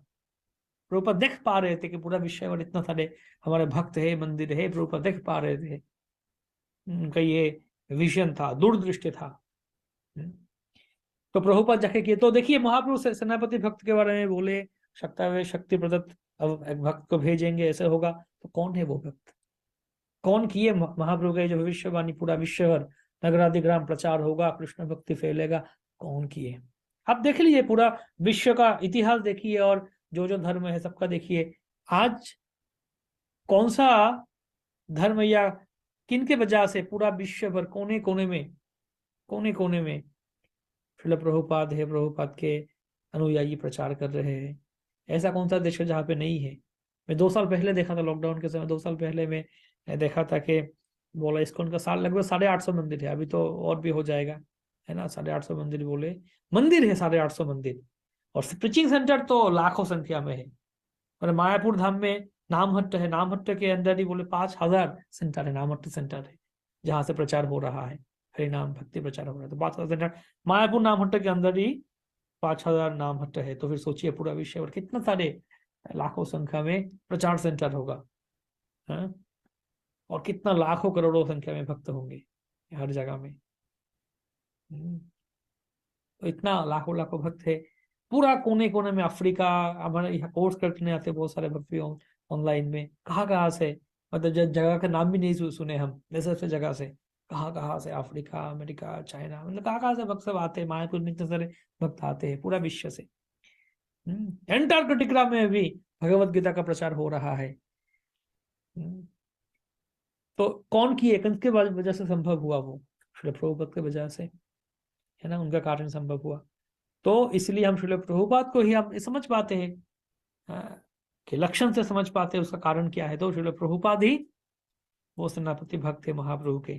तो हम इस्कॉन में हैं, और इस्कॉन श्री चैतन्य महाप्रभु के, मतलब श्री चैतन्य, देखिए पहले तो हम चर्चा किए थे कि 4 संप्रदाय है, ब्रह्म संप्रदाय, मध्व संप्रदाय, मतलब ब्रह्म संप्रदाय जो है ब्रह्मा जी से आए हैं, मध्वाचार्य उनका इस संप्रदाय में आचार्य है, ब्रह्म मध्व संप्रदाय कहते हैं। श्री संप्रदाय है, लक्ष्मी जी से आए थे ये संप्रदाय, और इस संप्रदाय में आचार्य रामानुजाचार्य है। कुमार संप्रदाय, 4 कुमार से आए थे, और इस संप्रदाय में आचार्य है निम्बार्काचार्य। रुद्र संप्रदाय जो शिव जी से आए थे, और इस संप्रदाय में आचार्य है विष्णु स्वामी। तो 4 संप्रदाय है ना। तो ब्रह्म मध्व संप्रदाय में चैतन्य महाप्रभु के एक विशेष शाखा का उद्घाटन किए, गौड़ीय संप्रदाय। तो गौड़ीय संप्रदाय में भी एक विशेष रूप से बाद में आए भक्तिविनोद ठाकुर, उसको फिर से महाप्रभु के भक्ति को फिर से पुनरुज्जीवित किया, उसको जीवन दान किए। भक्तिविनोद ठाकुर जब आए वो एकदम सो गए थे वहां पर, गौड़ीय संप्रदाय सब, गौड़ीय वैष्णव, भक्तिविनोद ठाकुर आके उसको फिर से जगाया। और उसके बाद सरस्वती ठाकुर, भक्ति सिद्धांत सरस्वती ठाकुर आए, तो उन्होंने भी गौड़ीय मठ का स्थापना किए। लेकिन गौड़ीय मठ का भी कहानी सुनते हैं हम, इतिहास सुनते हैं, बहुत मतलब उतना प्रचार नहीं है। एक हिसाब से देखा जाए, सिंपल सा उदाहरण देते हैं। आप देखिए मायापुर में जब आएंगे, मायापुर में हुलर घाट है, जो तो घाट है नवद्वीप जाने का घाट से इस्कॉन मंदिर तक, राजापुर मंदिर तक, रास्ता जो मेन रोड है, रास्ता का इर्द गिर्द मतलब दोनों साइड में देखें कितना सारे गौड़ीय मठ है। ये गौड़ीय मठ, वो गौड़ीय मठ, ये तो गौड़ीय मठ टुकड़ा टुकड़ा हो गए, मतलब खंड खंड हो गए थे। और अलग अलग सरस्वती ठाकुर के अलग अलग शिष्य जब अलग अलग मठ बना लिए, तो मतलब एक ही गौड़ीय मठ से अलग अलग टुकड़े हो गए थे, और एक के साथ दूसरे का संबंध नहीं है। रास्ते के इस तरफ एक मठ, उस तरफ एक मठ, इधर एक मठ, उधर एक मठ।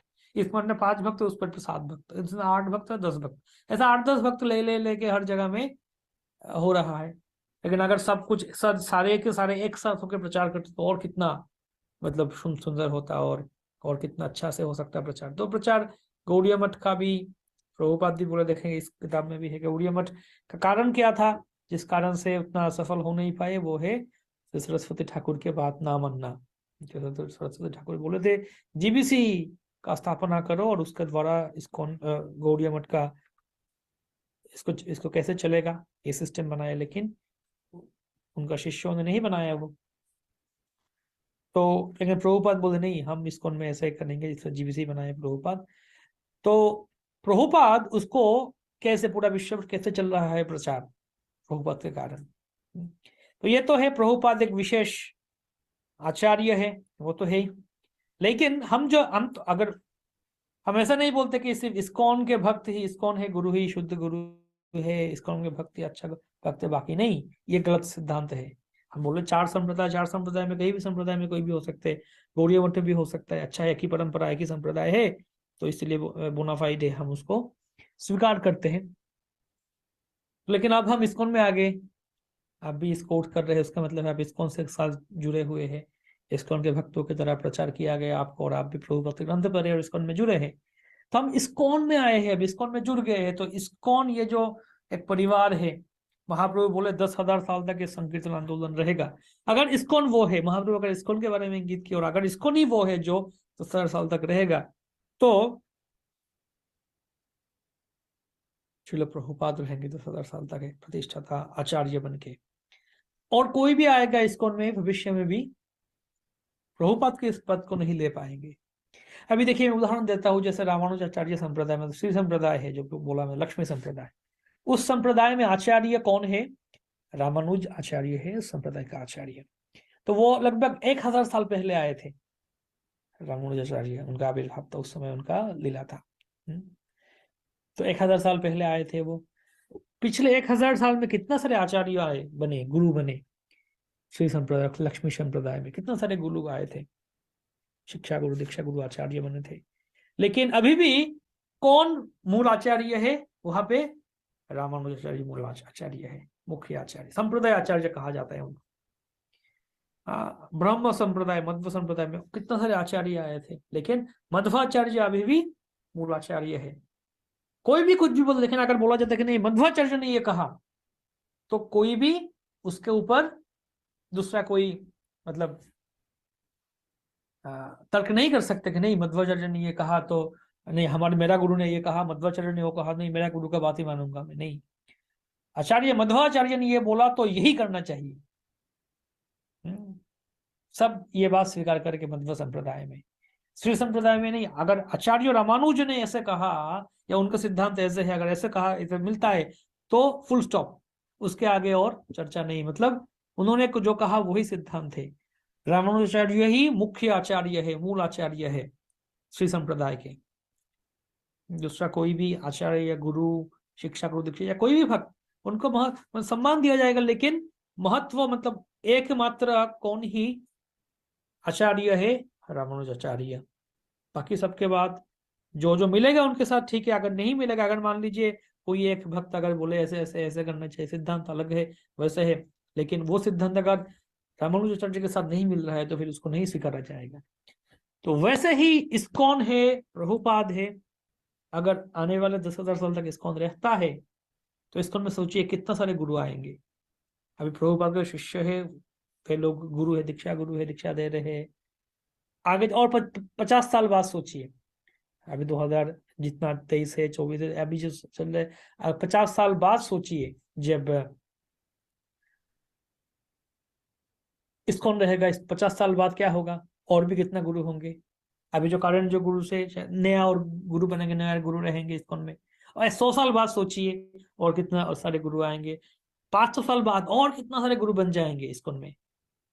तो सब भक्त उनका खुद का गुरु का पूजा करें, हाँ मेरा गुरुदेव है, जय गुरुदेव, जय गुरु महाराज का कृपा, तो अवश्य गुरु कृपा ही केवल, गुरु का कृपा चाहिए।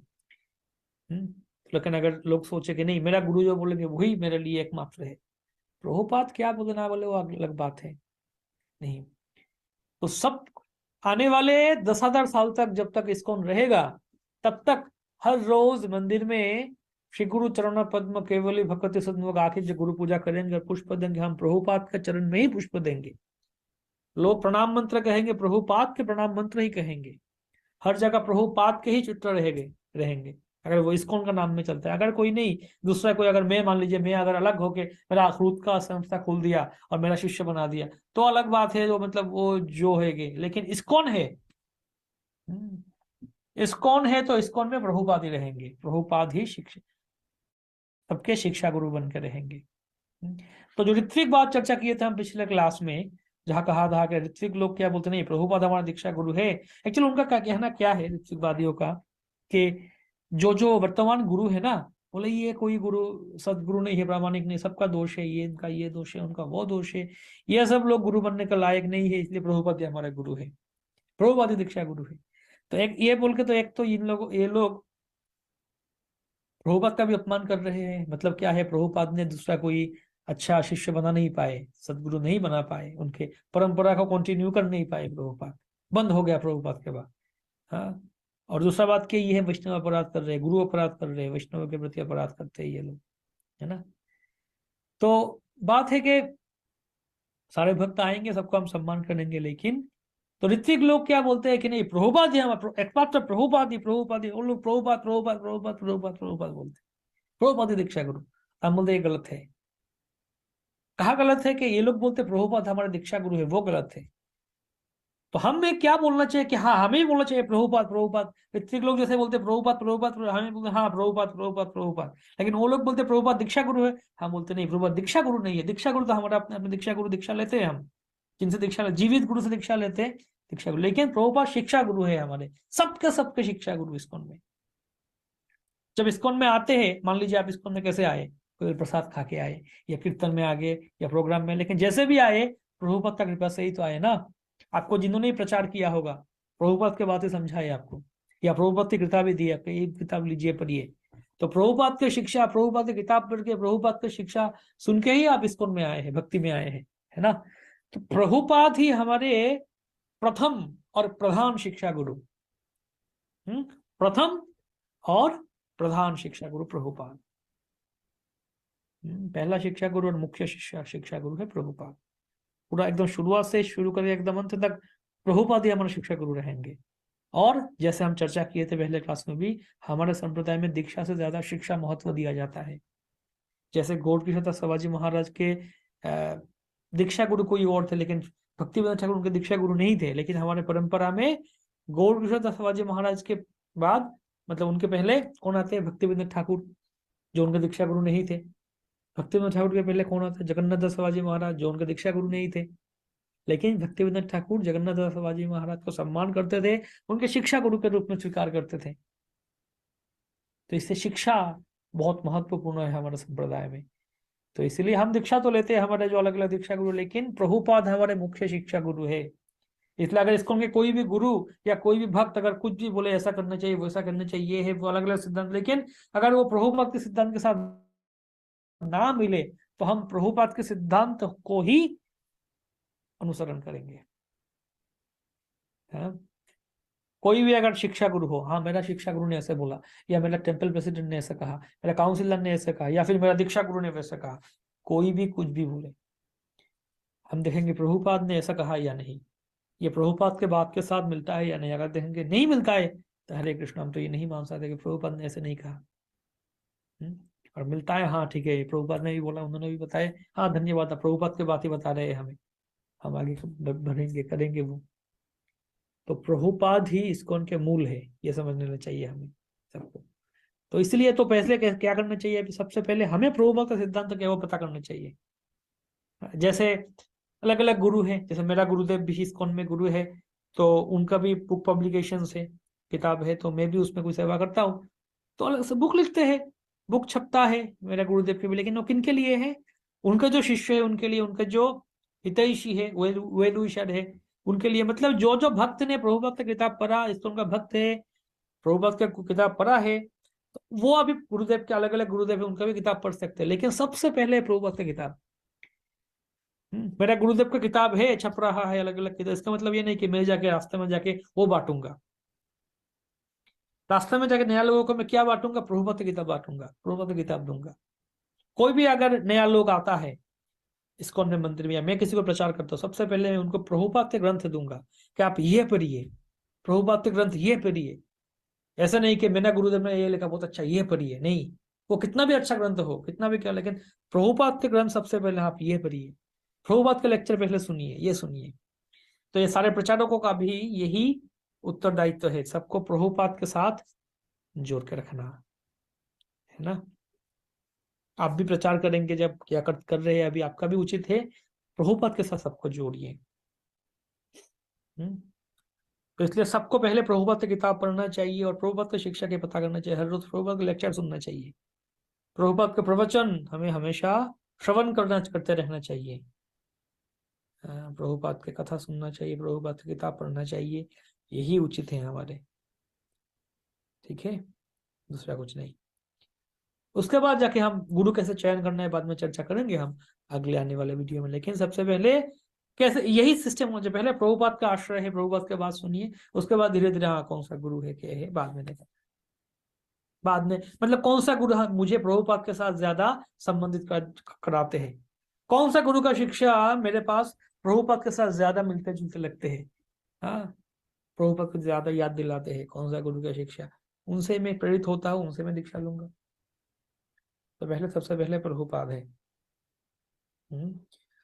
तो सबको इसीलिए, तो यहाँ पे देखिए ये भी आप अभी सोचिए, आपके आपके लिए होमवर्क है आप सबके लिए। श्रील प्रभुपाद के भविष्य में संस्थापक आचार्य एवं पापन्न शिक्षा गुरु बने रहना सुनिश्चित करने के लिए क्या करना चाहिए, भविष्य में क्या किया जा सकता है, नीचे दिए गए बॉक्स में अपने विचार लिखिए। मतलब ऐसा क्या किया जा सकता है जिसके कारण हम मतलब आगे भी, जब आगे भी भक्त बन के आएंगे भविष्य में भी, वो लोग भी प्रभुपाद को ही शिक्षा गुरु माने और प्रभुपाद को हम सबका आचार्य, मतलब ये प्रभुपाद के जो पद है इसको समझ पाए, इसके लिए हमें क्या करना चाहिए, क्या क्या लेना चाहिए। तो कृपया ये बॉक्स फिलअप कीजिए, लिखिए, इसमें पॉइंट लिखिए। प्रभुपाद बोले मैं केवल श्री चैतन्य महाप्रभु के संदेश वाहक हूँ। ठीक है, तो ये है बात, प्रभुपाद ही हमारे संस्थापक आचार्य है और उनके सिद्धांत ही मुख्य सिद्धांत होना चाहिए इस्कॉन में। सभी इस्कॉन भक्त को ये बात समझना चाहिए। आगे चल के भी देखेंगे हम जीबीसी का क्या क्या सिद्धांत है, उसके बारे में क्या क्या विचार है, वो भी हम इस कोर्स में आगे चलते हुए भी चर्चा करेंगे, पढ़ेंगे, सुनेंगे। धन्यवाद, जुड़े रहिए हमारे साथ। हरे कृष्णा, श्रील प्रभुपाद की जय।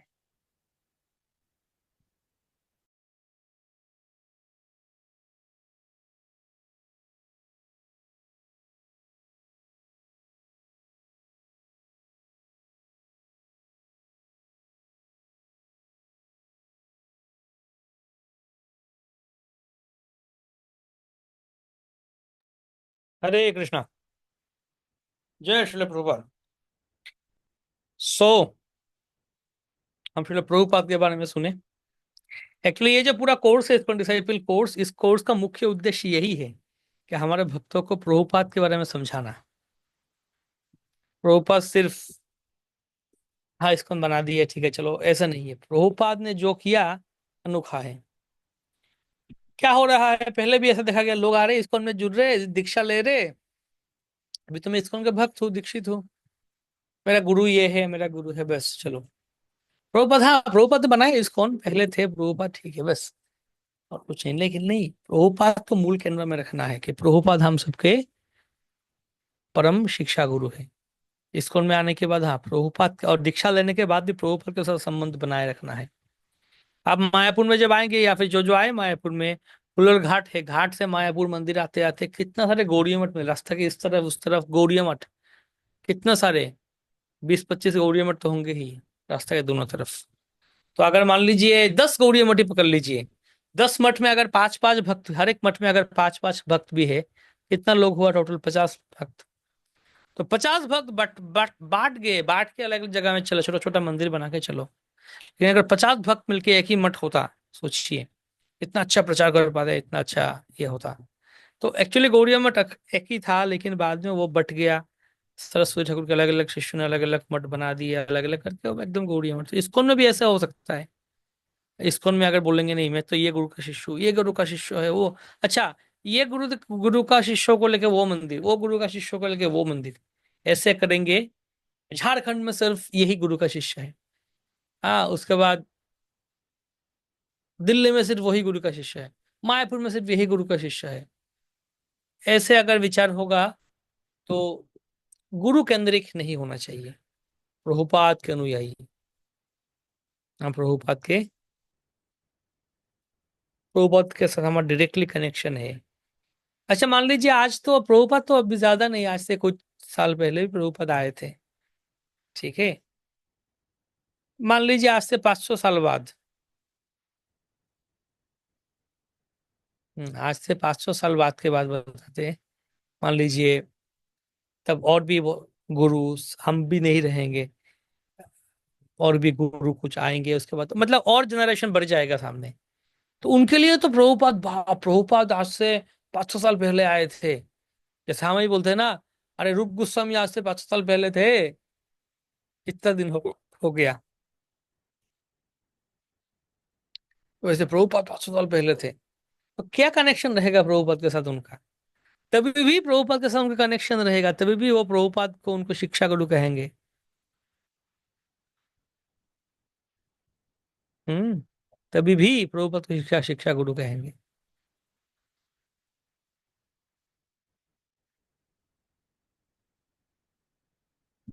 हम्म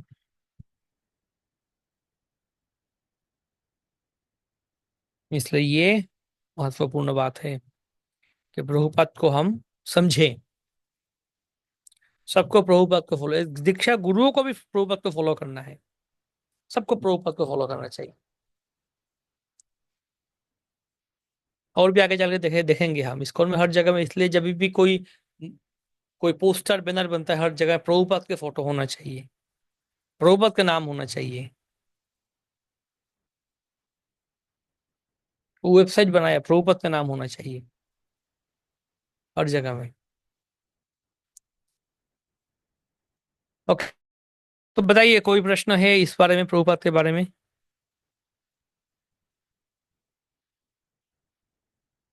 प्रभुपाद के बारे में जानने के लिए कुछ है क्या, पूछिए। या फिर सब कुछ जान चुके हैं, समझ चुके हैं?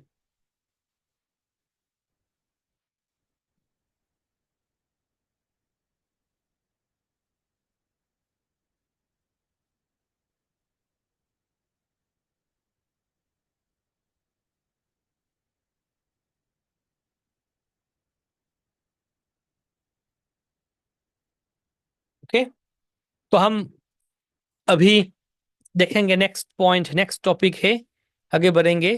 प्रभुपाद संस्थापकाचार्य है, देखे उसके बाद जो आता है इस्कॉन के गुरु, इस्कॉन के गुरुओं के बारे में चर्चा। इस्कॉन के गुरु कौन कौन गुरु है, मतलब इस्कॉन में क्या क्या सिस्टम है गुरु के बारे में, तो ये भी हम देखेंगे। ये भी आप थोड़ा सुनिएगा, सुबह चर्चा करेंगे। एक मिनट।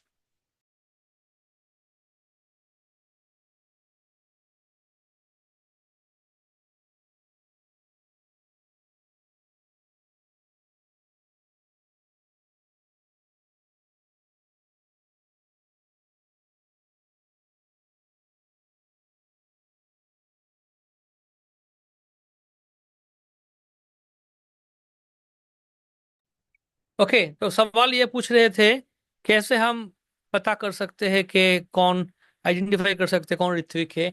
वो तो उनसे पूछ, वो तो सीधा ही है, उनसे बात कर करके कि अच्छा आप कौन है, आपका वो बताएंगे, आपका दीक्षा गुरु कौन है, बताए मेरा दीक्षा गुरु प्रभुपाद है। ऋतिक लोग क्या बोलेंगे, मेरा दीक्षा गुरु प्रभुपाद है।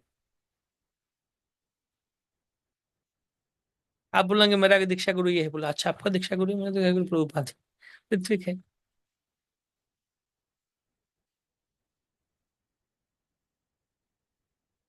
ठीक है, तो ओके, हम नेक्स्ट इसको ना गुरुओं के बारे में, ये भी बहुत सुंदर विषय है, सुनिएगा।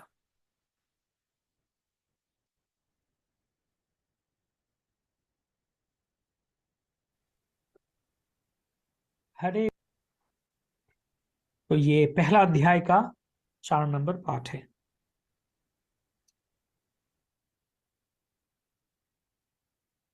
तो यहाँ पे शिष्यों के गुण क्या होना चाहिए, ये भी आपके लिए एक सवाल है। आप खुद, आपका क्या विचार है, आप सोचिए। आप इस वीडियो को यहाँ पे पॉज कीजिए 1-2 मिनट के लिए और सोचिए थोड़ा कि क्या क्या होना चाहिए शिष्यों के गुण। आप शिष्य बनना चाहते हैं तो क्या क्या गुण होना चाहिए आप पे, ताकि आप अच्छा शिष्य बन पाए। आप सोचिए थोड़ा, तो ये वीडियो को थोड़ा यहाँ पे पॉज करके 2 मिनट सोचिए। धन्यवाद, आशा करते हैं कि आपने सोचा और सुना। तो क्या क्या गुण होना चाहिए शिष्यों के, कुछ गुणों को सूचीबद्ध करें। तो पहले तो शिष्य कौन है, शिष्य शब्द का अर्थ क्या है, गुरु और शिष्य का अर्थ क्या है। गुरु, हम बोलते गुरु है, लघु है, गुरु पाक, लघु पाक, खाने को भी बोलते हैं लघु पाक, मतलब जो आसानी से डाइजेस्ट हो जाता है, हजम हो जाता है, लघु पाक कहते हैं। और गुरु पाक मतलब जो हजम करने में थोड़ा कठिनाई हो, उसे कहते हैं गुरु पाक, है ना। तो गुरु मतलब हैवी, वजनदार कुछ हो, और लघु मतलब हल्का। तो यहाँ पे भी गुरु मतलब वजनदार है, मतलब गुरु मतलब हमारे गुरु है, ज्येष्ठ है। शिष्य मतलब जिसको शासन किया जाता है, शिष्य, जिसका शासन किया जाता है। शासन स्वीकार स्वीकार करती है वो है शिष्य, और जो शासन करते हैं वो है गुरु। शासन स्वीकार करते हैं वो है शिष्य, और जो शासन करते हैं वो है गुरु। तो क्या जरूरत है गुरु स्वीकार करने का? चर्चा किए हम पहले, फिर भी बोलते क्या जरूरत है? तो कृष्ण है, भगवान है। कृष्ण के पास कैसे जा पहुंच पाएंगे? हम सीधा पहुंच नहीं पाते कृष्ण के पास। गुरु के माध्यम से ही हमें पहुंचना पड़ता है कृष्ण के पास। गुरु ही हमें कृष्ण के पास लेके जा सकते हैं। जैसे भारत का प्रधानमंत्री है, या कोई भी देश का प्रधानमंत्री हो, प्रधानमंत्री से मिलना हो तो कैसे मिल पाएंगे? अचानक चला जाएंगे प्रधानमंत्री के घर में, जगह मंत्री जी में आ गया मिलने आपके लिए, आइए मैं मिलना चाहता हूँ, ऐसा नहीं है। पहले तो मंत्री के जो सेक्रेटरी है उनसे बात करनी, या फिर मंत्री का जो ऑफिस है वहां पे अप्लाई करना पड़ेगा। या फिर अगर मंत्री का घर वाले, रिश्तेदार वाले किसी को आप जानते हैं, या फिर मंत्री के कोई रिश्तेदार मतलब क्लोज नजदीक के किसी को आप, किसी का आपका जान पहचान हो, है ना, तो उनके जरिए, उनके माध्यम से आप जा सकते हैं मंत्री के पास, कि वो आपको लेके जा सकते हैं मंत्री के पास। तो वैसे ही कृष्ण भगवान के पास हम सीधा स्वयं डायरेक्टली नहीं जा पाएंगे। भगवान के भक्त ही हमें भगवान के पास लेके जा पाएंगे, ठीक है ना। भगवान के भक्त ही हमें भगवान के पास, तो गुरु है, गुरु को भेजते, गुरु भगवान के निजी जन है, पार्षद है, उनको भगवान भेजते हैं हमारे पास, तभी हम भगवान के पास जा पाएंगे। दूसरा इसका वरना नहीं है। ये पहला बात। दूसरा बात यह है कि गुरु भगवान के प्रिय भक्त है, और भगवान के दूत कहा जा सकता है, मैसेंजर ऑफ कृष्णा। भगवान हमें पहले, कृष्ण की कृपा से हमें गुरु मिलता है, और गुरु की कृपा से भगवान मिलते हैं, ठीक है ना। तो शिष्य का गुण क्या होना चाहिए? तद्विधि प्रणिपातेन परिप्रश्नेन सेवया उपदेक्ष्यन्ति ते ज्ञानम ज्ञानिनस्तत्वदर्शिनः। भगवद गीता के 4था अध्याय में बोलते हैं भगवान, तद्विधि प्रणिपातेन परिप्रश्नेन सेवया। प्रणिपात परिप्रश्न के साथ भगवान के गुरु के सामने तत्तद्रष्टा पुरुष के पास जाना चाहिए। प्रणिपात शब्द के द्वारा क्या सूचित करता है? विनम्र, नम्रता के साथ, विनय के साथ उनकी जगह प्रणाम करना चाहिए। ऐसा नहीं कि हमें आपको आया आपके पास और आप मुझे दे दो, ऐसा नहीं है। विनय के साथ, श्रद्धा के साथ गुरु के पास जाना चाहिए। तद्विधि प्रणिपातेन परिप्रश्नेन, और तब जाके उनको विनय के साथ, श्रद्धा के साथ सवाल पूछना चाहिए, आध्यात्मिक जिज्ञासा। ऐसा नहीं कि बताइए अच्छा क्या मैं फाइनेंशियली कैसे मेरा और आर्थिक रूप से क्या, कैसे मैं और ज्यादा धन पैसा कमा सकता हूँ, या फिर कैसे मेरा और मतलब आर्थिक मंगल होगा। मेरा ये बीमारी आ गया, मेरा तबीयत खराब है, ये है वो है, मेरा जॉब नहीं लग रहा है, प्रमोशन नहीं हो रहा है, शादी नहीं हो रहा है, ये सब बात गुरु के पास नहीं। आध्यात्मिक जिज्ञासा करना चाहिए। पॉलिटिकल कुछ नहीं हो क्या हो रहा है गुरुदेव ये नहीं, आध्यात्मिक जीवत्व तत्व जिज्ञासा, ये है शिष्य का गुण। तद्विधि प्रणिपातन परिप्रश्न सेवा, सेवा भी करना चाहिए, सेवा भाव से जाना चाहिए। शिष्य सब का यही होता है गुण।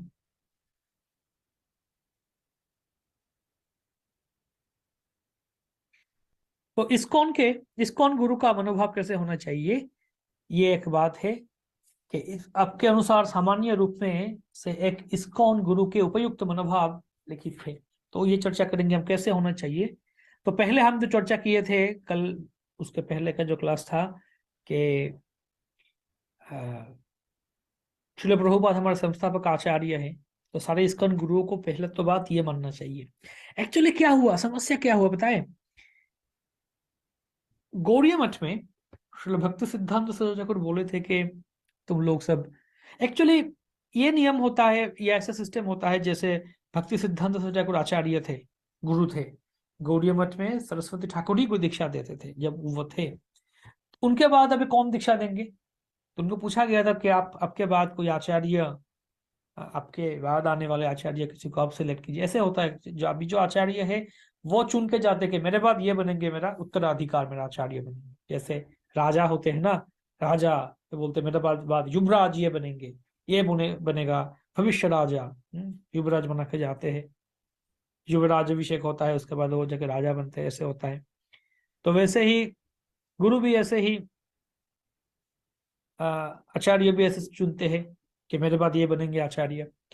तो सरस्वती ठाकुर को पूछा गया था कि आप चुनिए कि आपके बाद कौन बनेंगे आचार्य। सरस्वती ठाकुर बोले नहीं, ऐसा नहीं, मैं ऐसा नहीं करूंगा। आप जीबीसी बनाओ, एक जीबीसी कमेटी बनाओ जिसके द्वारा गौड़ीय मठ का परिचालना होगा, इसका मैनेजमेंट सब कुछ उसके द्वारा होगा। तो तब जाके जो गुरु है, आचार्य है, वो अपने आप उनका उदय होगा। और उनका, जैसे वो बोलते थे आचार्य भास्कर, भास्कर मतलब सूरज के जैसे। ठीक जैसे सूरज आता है आसमान में, पूरब आसमान में सुबह सुबह, तब अपने आप सूरज का रोशनी चारों तरफ फैल जाता है और अपने आप सूरज का प्रभाव सबको पता चल जाता है, भैया सूरज तो आ गया, समय हो गया, सूरज आ गया, शाम हो, सुबह हो गया।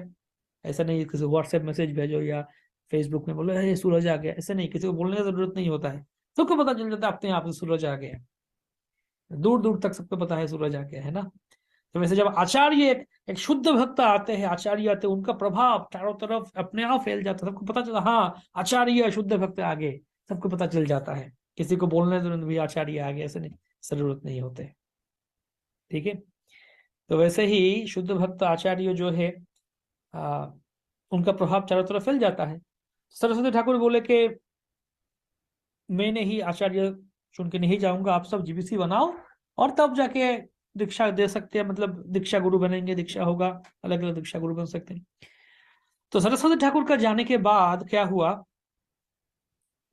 गौड़ीय मठ के जो उनके जो शिष्य थे सरस्वती ठाकुर के, वो लोग मिले थे, मीटिंग हुआ था और चर्चा किया थे कि हाँ हम जीबीसी बनाएंगे, हमारे गुरुदेव ने कहे। लेकिन तब उनमें से कोई कोई ने ऐसे बताया कि अगर हम ऐसे जीबीसी बनाते हैं, मतलब मान लीजिए गौड़ीय मठ का एक जीबीसी है, एक कमेटी है, उस कमेटी का अधीन होके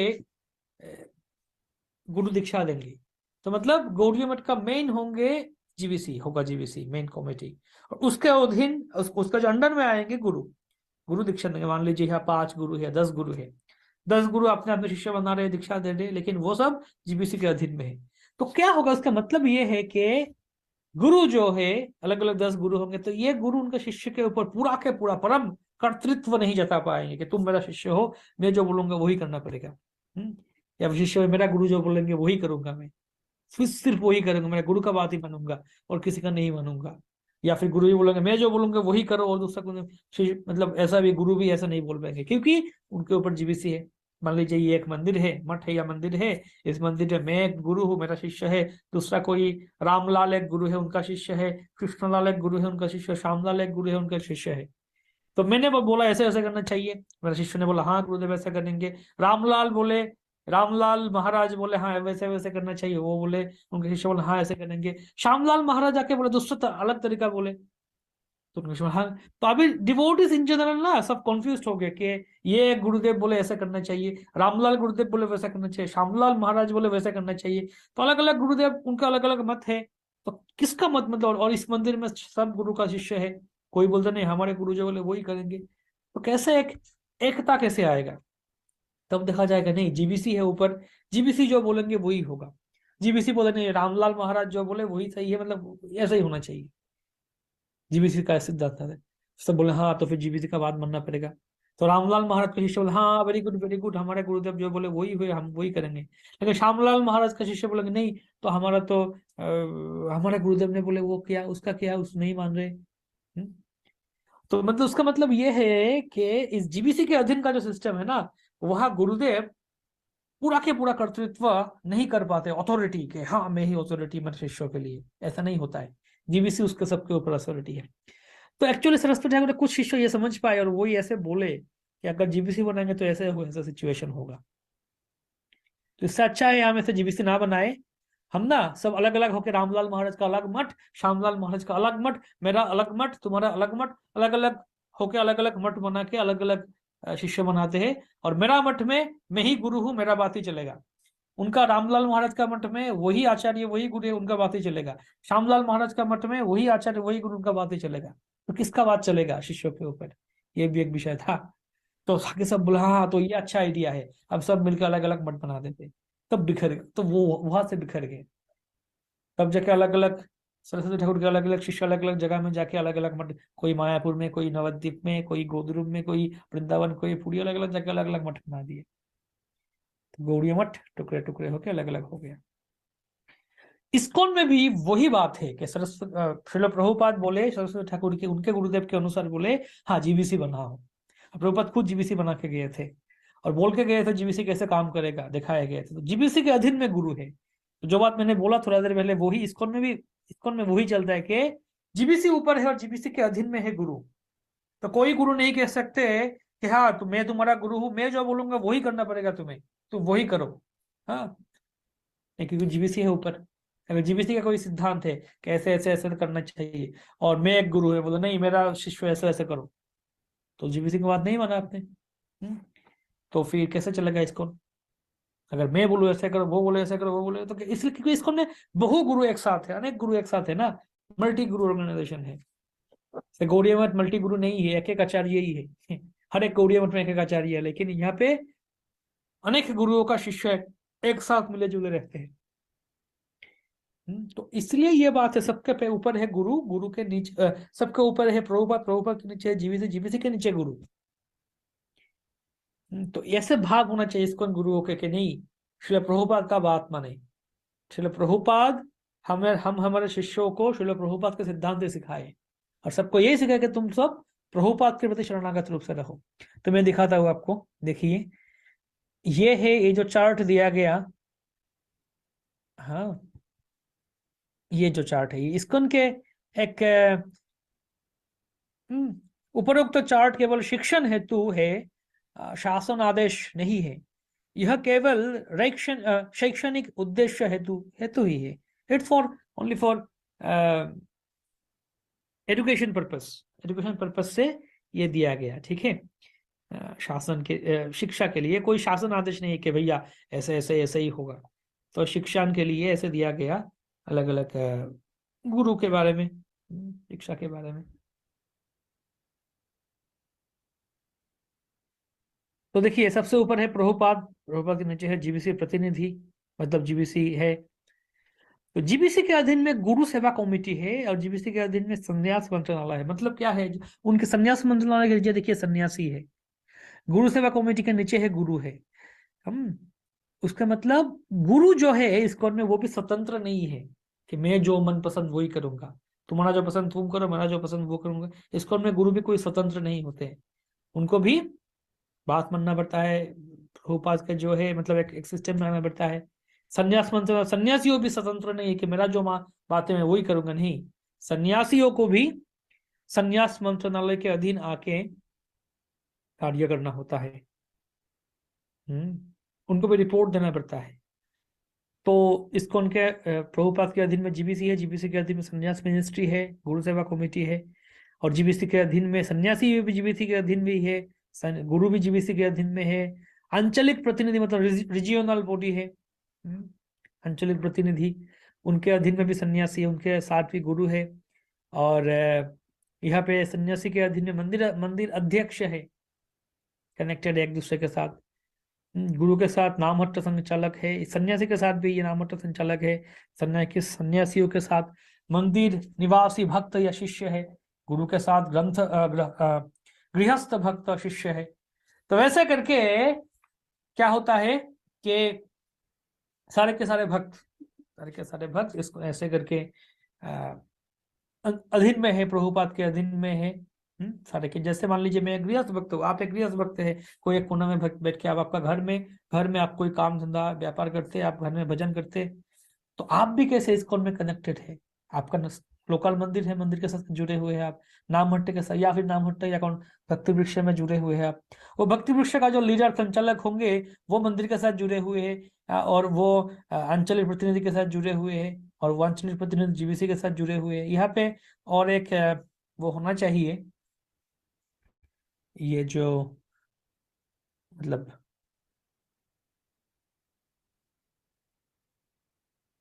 ऐसे होना चाहिए, है ना। गृहस्थ भक्त मंदिर अध्यक्ष के साथ तो कनेक्टेड है ही, नामहट्ट संचालक के साथ कनेक्टेड, नामहट्ट भी मंदिर के साथ भी कनेक्टेड होता है, ऐसे नहीं कि नामहट्ट अलग से हो जाता है, मतलब मंदिर के साथ ही होता है कनेक्टेड।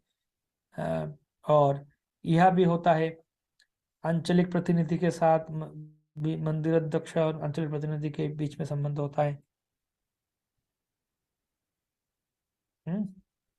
वैसे करके पूरा ये एक सिस्टम दिखाया गया कि सबके साथ कैसे कनेक्टेड है। मंदिर अध्यक्ष जो होते हैं वो रिजियो आंचलिक प्रतिनिधि के पास रिपोर्ट देते हैं, वो गुरु के पास भी रिपोर्ट देते हैं, सन्यासी क्यों आते हैं उनको भी रिपोर्ट देते हैं। ऐसा नहीं कि मैं स्वतंत्र रूप से करता हूँ, ऐसा नहीं। और सन्यासी भी तुरंत आके मतलब वो स्वतंत्र रूप से नहीं प्रचार करते, वो भी आंचलिक प्रतिनिधि के अधीन में, मतलब उनके साथ संबंध जोड़ के करते हैं प्रचार। वो भी आके मंदिर अध्यक्ष, मान लीजिए कोई सन्यासी है, सन्यासी आके इस इलाके में प्रचार करेंगे, हमारे इलाका में प्रचार करेंगे, मतलब क्या है, कैसे करेंगे, तो जो लोकल मंदिर है मंदिर के साथ बात करेंगे, हाँ मैं उधर आना चाहता हूँ, आ रहा हूँ प्रचार के लिए, तो ठीक है आइए। तो मंदिर अध्यक्ष के साथ संबंध रख के ही प्रचार होता है, ऐसा नहीं कि तुरंत आके हो जाएगा। भक्तों के साथ संबंध होता है, लेकिन एक कोई एक प्रोग्राम है, ये है लोकल मंदिर भी होता है वहां पे। तो वैसे चल के इस्कॉन का गुरु ऐसे कार्य करते हैं, ठीक है। ये है इस्कॉन का एक सिस्टम, चलने का सिस्टम। तो अभी गुरु एवं इस्कॉन के प्राधिकारियों के उपदेश, ठीक है। तो इस्कॉन के बाहर के गुरु, इस्कॉन के अंदर के गुरु, ये एक विषय है, चर्चा करेंगे। इस्कॉन के बाहर इस्कॉन गुरु का व्यवहार, श्रील प्रभुपाद एवं गुरु परंपरा की सेवा। जो व्यक्ति इस्कॉन में शिक्षा एवं दीक्षा गुरु के रूप में सेवा कर रहे हैं, उन्हें चाहिए कि वे श्रील प्रभुपाद की शिक्षाओं को मतलब प्रभुपाद को आने वचन एवं व्यवहार द्वारा सिखाने में पारंगत हो। शिक्षा गुरु श्रील प्रभुपाद एवं परंपरा की ओर से आध्यात्मिक निर्देश एवं प्रेरणा प्रदान करते हैं। दीक्षा गुरु आध्यात्मिक निर्देश, प्रेरणा, वास्तविक दीक्षा एक आध्यात्मिक नाम प्रदान करते हैं एवं इसके उपरांत ब्राह्मण दीक्षा प्रदान कर शिष्य को श्रील प्रभुपाद एवं गुरु परंपरा का योग्य सेवक बनाते हैं। एक सिस्टम में आते हैं। भक्ति सिद्धांत ठाकुर की प्रशासनिक कमेटी, वो भी चाहते थे जीबीसी, देखिए पढ़िए, प्रभुपाद बताए। इस्कॉन के गुरु एवं अधिकारियों के निर्देश प्रभुपाद के अनुसरण, परंतु जीबीसी का बोलना जो है फरवरी में इस्कॉन, प्रभुपाद बोले जब वे कहते हैं कि वे इस्कॉन एवं जीबीसी को नापसंद करते हैं, वास्तव में वह यह कहते हैं कि वे मेरा अनुसरण नहीं करना चाहते, वे मेरी आज्ञा को नापसंद करते हैं। इसका अर्थ है कि उन्हें मेरी आज्ञा पर विश्वास नहीं, यह गुरु अपराध है। यह कहना कि उन्हें मुझ पर श्रद्धा है केवल एक ढोंग है। कि प्रभुपाद बोलते हैं कि कुछ भक्त ऐसे बोलते हैं कि भैया हम प्रभुपाद को मानेंगे लेकिन जीबीसी को नहीं मानेंगे, इस्कॉन को नहीं मानेंगे, तो ये बोले ये गुरु अपराध है। ऐसा नहीं होना चाहिए, हम जीबीसी को मानते हैं, प्रभुपाद को मानते हैं, ठीक है। तो अभी यहाँ देखिए प्रभुपाद बोल रहे इस्कॉन के बाहर के गुरु के बारे में, परंपरा के बाहर किसी के मतलब किसी से श्रवण ना करे, परंपरा के बाहर से किसी का श्रवण ना करे, कृपया उनसे दूर रहे, उन्हें प्रसाद दे, उनका एक वरिष्ठ वैष्णव की तरह आदर करे, परंतु वे प्रवचन नहीं कर सकते। तो ये जो 3 कोट, परंपरा के बाहर किसी का श्रवण ना करे, कृपया उनसे दूर रहे, या फिर ये जो 3, इसका मतलब क्या है, तो इसके पीछे तो मतलब इसका जो रहस्य बताता हूं मैं। पहले तो ये बात है कि अगर ऐसे बोले कि सिर्फ इस्कॉन के भक्त ही, इस्कॉन के गुरु ही शुद्ध गुरु है, इस्कॉन के बाहर कोई शुद्ध गुरु नहीं किया, ये सच है। इस्कॉन के गुरु ही शुद्ध गुरु है, इस्कॉन के बाहर कोई गुरु शुद्ध गुरु नहीं है, नहीं, ऐसा नहीं है कि सिर्फ इस्कॉन के गुरु ही शुद्ध गुरु। जैसे हमने बोला 4 संप्रदाय है, शिव संप्रदाय कोई हो सकता है गुरु, हाँ ठीक है। गौड़ीय मठ का कोई भक्त है, अच्छा भक्त हो सकते, शुद्ध गुरु हो सकते, सदगुरु प्रामाणिक गुरु हो सकते, लेकिन और वो भी जैसे मान लीजिए जब आजकल यूट्यूब है, हर जगह प्रवचन मिलता है हर किसी का, तो कोरिया मठ का कोई साधु या सन्यासी या कोई गुरु प्रवचन दे रहे हैं, उनका प्रवचन, या वृंदावन में कोई बाबा जी प्रवचन दे रहे, वो यूट्यूब में है। श्री संप्रदाय के कोई गुरु है, कोई भक्त है, वो प्रवचन दे रहे हैं, वो भी यूट्यूब में है ना। सब कुछ यूट्यूब में ऑनलाइन में है, मैं सुन सकता हूँ हर जगह। जस्ट चैनल सब्सक्राइब करो, आ जाएगा सबके सब मेरे पास। तो क्या वो गलत बोल रहे हैं? नहीं, वो सही हो सकते हो, सही बोल रहे हैं, गलत भी हमें पता नहीं, मतलब अलग अलग। तो जो गौड़िया मठ के भी जो शुद्ध गुरु है, प्रामाणिक गुरु है, वो भी है यूट्यूब, उनका भी यूट्यूब में क्लास आता है। श्री वैष्णव और बाबा जी जो शुद्ध प्रामाणिक साधु है, उनका भी यूट्यूब में क्लास आता है। और जो ढोंगी है और सहजी है, उनका भी आता है।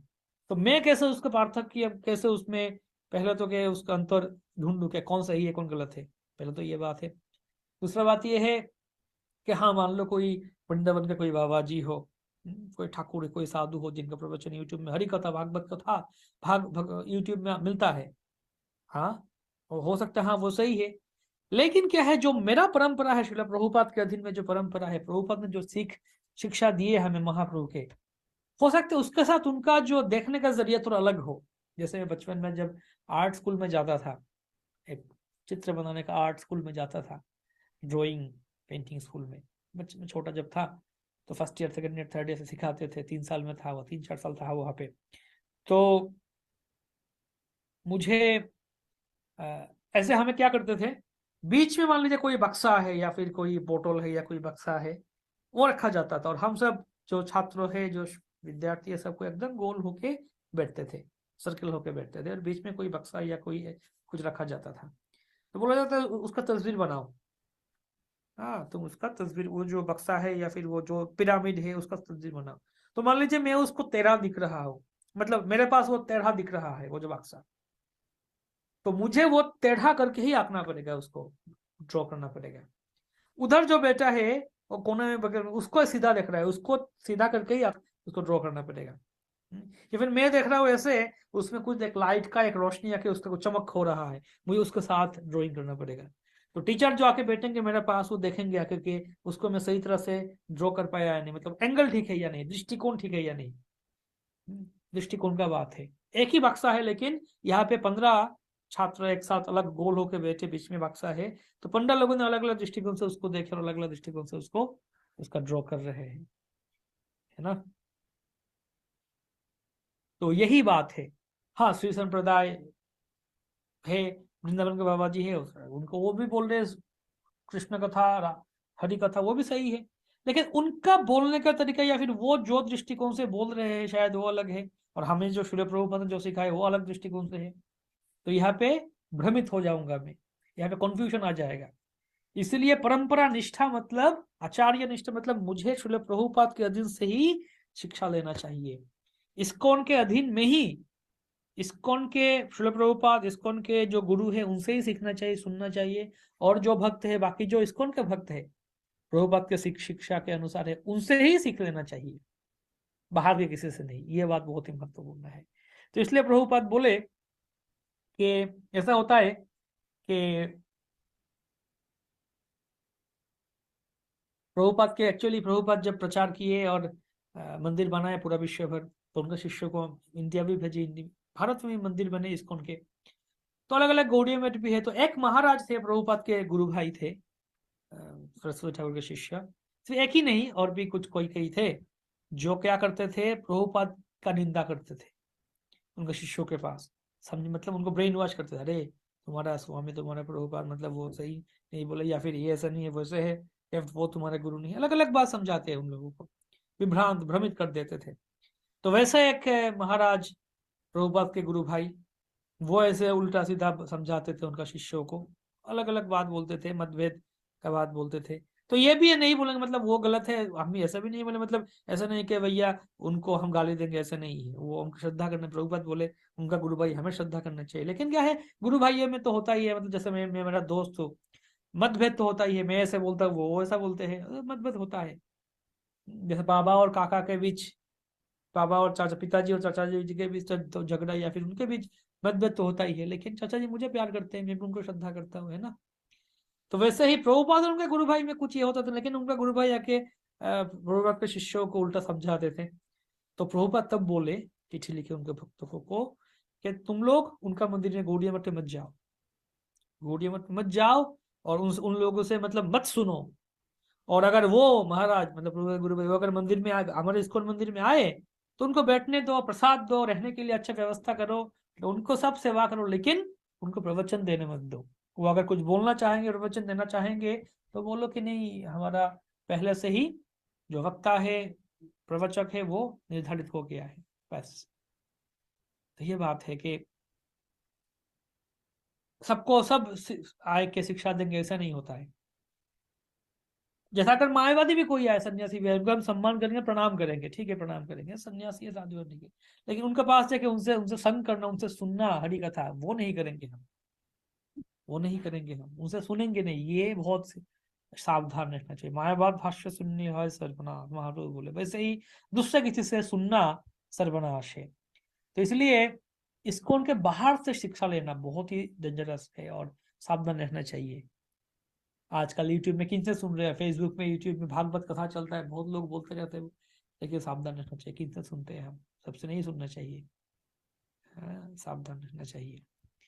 तो ये बात इसको उनके प्रभुपाद बोले, उन्हें प्रसाद दे, उनको एक वरिष्ठ वैष्णव की तरह आदर करे, परंतु वे प्रवचन नहीं कर सकते।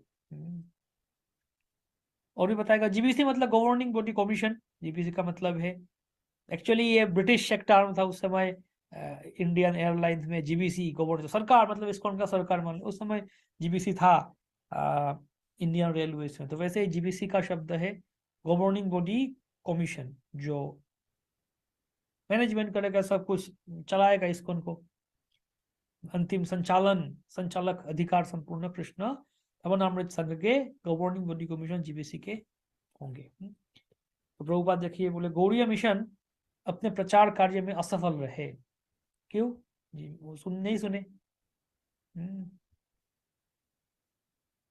ठीक है, जीबीसी के अधिकार प्रभुपाद के आदेश है।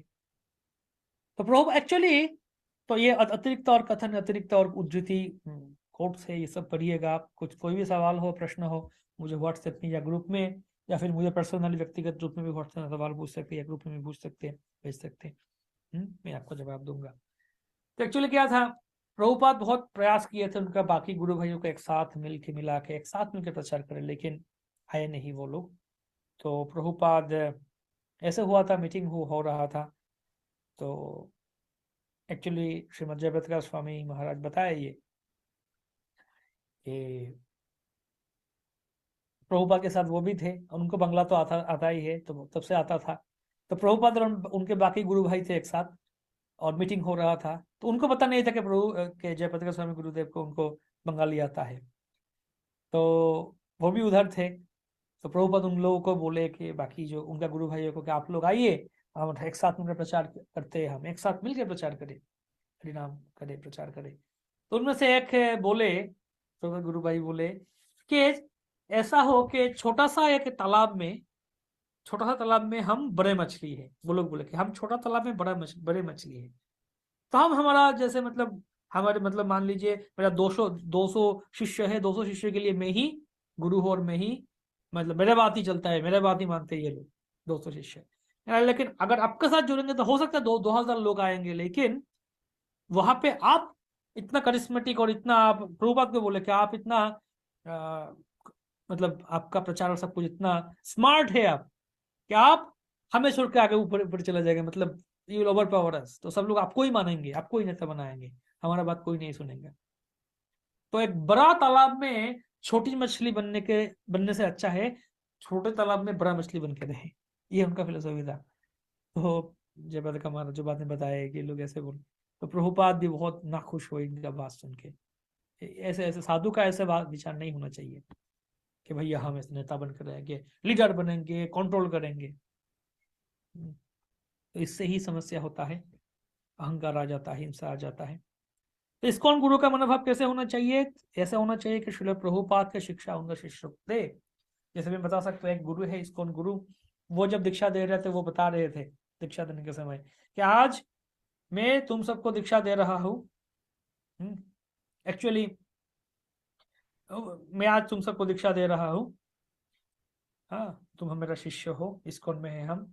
कल अगर ऐसे होता है कि मैं इस्कॉन में ना रहूं, इस्कॉन छोड़ के चला गया, भक्ति छोड़ के चला जाया गया, तुम इस्कॉन छोड़ के मत जाओ, तुम प्रभुपाद को छोड़ के मत जाओ, तुम भक्ति छोड़ के मत जाओ, तुम रहो, रहना और भक्ति करना, इस्कॉन में रहना, प्रभुपाद के साथ रहना, तभी जाके हमारा ये जो संबंध है उसका शुद्धता और पूर्णता होगा। तो यही एक असली गुरु का शिक्षा है। और एक गुरु, इस्कॉन के गुरु सिखाते हैं, बोले कि हमें प्रभुपाद के प्रति अनकंडीशनल सरेंडर होना चाहिए, अनकंडीशनली, बिना कुछ मतलब कंडीशन के प्रभुपाद के प्रति सरेंडर होना चाहिए। लेकिन गुरु के प्रति कंडीशनल, मतलब मेरा गुरु कितना हद तक प्रभुपाद को फॉलो कर रहे हैं, उस हद तक गुरु का फॉलो करूंगा। अगर वो गुरु प्रभुपाद को फॉलो नहीं करे तो नहीं, है ना। और एक इस्कॉन गुरु उनका व्यास पूजा के दिन बोल रहे थे कि शिष्यों को बोल रहे थे कि तुम सब मेरा प्रवचन सुनो या ना सुनो, हर रोज प्रभुपाद के प्रवचन सुनो, प्रभुपाद के प्रवचन जरूर सुनना। हाँ, तो ऐसे एक असली इस्कॉन गुरु का भाव होना चाहिए, सिखाना चाहिए उनके शिष्यों को कि प्रभुपाद के शिक्षा हर रोज, प्रभुपाद के प्रवचन हर लेक्चर, हर रोज लेक्चर है, ऑडियो बॉक्स है, हर रोज प्रभुपाद का लेक्चर सुनो, किताब पढ़ो। और एक इस्कॉन गुरु है, उनके बारे में मैंने सुना कि उनका शिष्यों ने क्या किया, उनका प्रवचन से किताब छापा, तो जो सारे शिष्य संकीर्तन के भक्त जाके वो रास्ते में बांटने लगे। तो जब इस गुरु ये गुरु को पता चला, उन्होंने उनके शिष्य का फोन किया, बोले तुरंत मेरा सारे किताब को जब्त रब्त कर, मतलब बैन कर लो, ये क्या कर रहे हो तुम लोग, ये मेरा गुरुदेव प्रभुपाद का बुक छपना चाहिए और बांटना चाहिए रास्तों में, संकीर्तन भक्त प्रभुपाद का किताब वितरण होना चाहिए, और तुम लोग मेरा किताब वितरण कर रहे हो, मेरा ग्रंथ, ऐसा नहीं होना चाहिए। तो ऐसे एक इस्कॉन गुरु शिक्षा देते हैं सही तरीके से। श्रील प्रभुपाद की जय, इस्कॉन गुरु वृंद की जय, पूर्ण प्रेमानंद। फिर मिलेंगे हम अगली कक्षा में, अगले।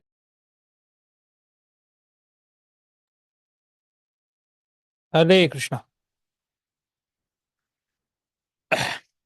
तो ये है विषय इस्कॉन गुरु के बारे में। इस्कॉन में एक तो मुख्य विषय ये है कि आप हम सबको आजकल का जमाना बहुत कॉन्फ्यूज जमाना है, बहुत ऑप्शंस बहुत है ना हमारे पास। यूट्यूब में जाएंगे, आप देखेंगे क्या करेंगे, क्या ये अमेजोन में जाएंगे, कुछ खरीदना है, 100 चीजें आ जाता है ना। पहले मार्केट मार्केट में भी है 100 चीजें है, लेकिन पहले ठीक है चलो भैया ये है खरीदना है, ले लिया। लोगों के पास बहुत ऑप्शन है, तो इसलिए लोग सोचते रहते हैं भाई इधर से थोड़ा उधर से थोड़ा। लेकिन एक है परंपरा निष्ठा, आचार्य निष्ठा, कि हमारे परंपरा के प्रति, आचार्य के प्रति हमारा निष्ठा क्या है, किस हद तक हम हमें निष्ठा है, या किस हद तक हम विश्वास है। तो आप इस्कॉन में जुड़ने के पहले, या अभी भी है दीक्षा लेने के पहले, पूरी तरह से अपने आप को समर्पित करने के पहले आप देखिए, गौड़िया मठ हो, अलग अलग जहां जाना है देख सकते हैं। लेकिन एक ही है, एक बार आप अपने आप को समर्पित कर देंगे, अपने आप को मतलब एक कमिटमेंट देंगे, तो ये परंपरा के प्रति निष्ठा होना चाहिए कि हमारा जो शिक्षा होगा ये परंपरा से ही होगा, शिक्षा प्रभुपाद से होगा, प्रभुपाद के अनुयायी से होगा। बाहर से अगर तुम कुछ सुनते रहेंगे, जानते रहेंगे, तो क्या होगा, कॉन्फ्यूज हो जाएंगे हम, भ्रमित हो जाएंगे। अलग अलग चीजें, बहुत कुछ चीजें हैं, बहुत कुछ सिद्धांत है। तो इसलिए हमें पहले प्रभुपाद के ग्रंथ पढ़ना चाहिए सबको। प्रभुपाद के ग्रंथ अच्छा से पढ़ना चाहिए। कुछ प्रश्न है तो पूछ सकते हैं।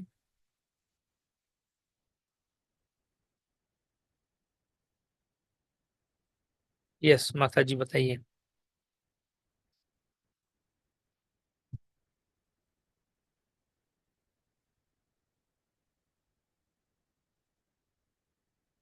ओके,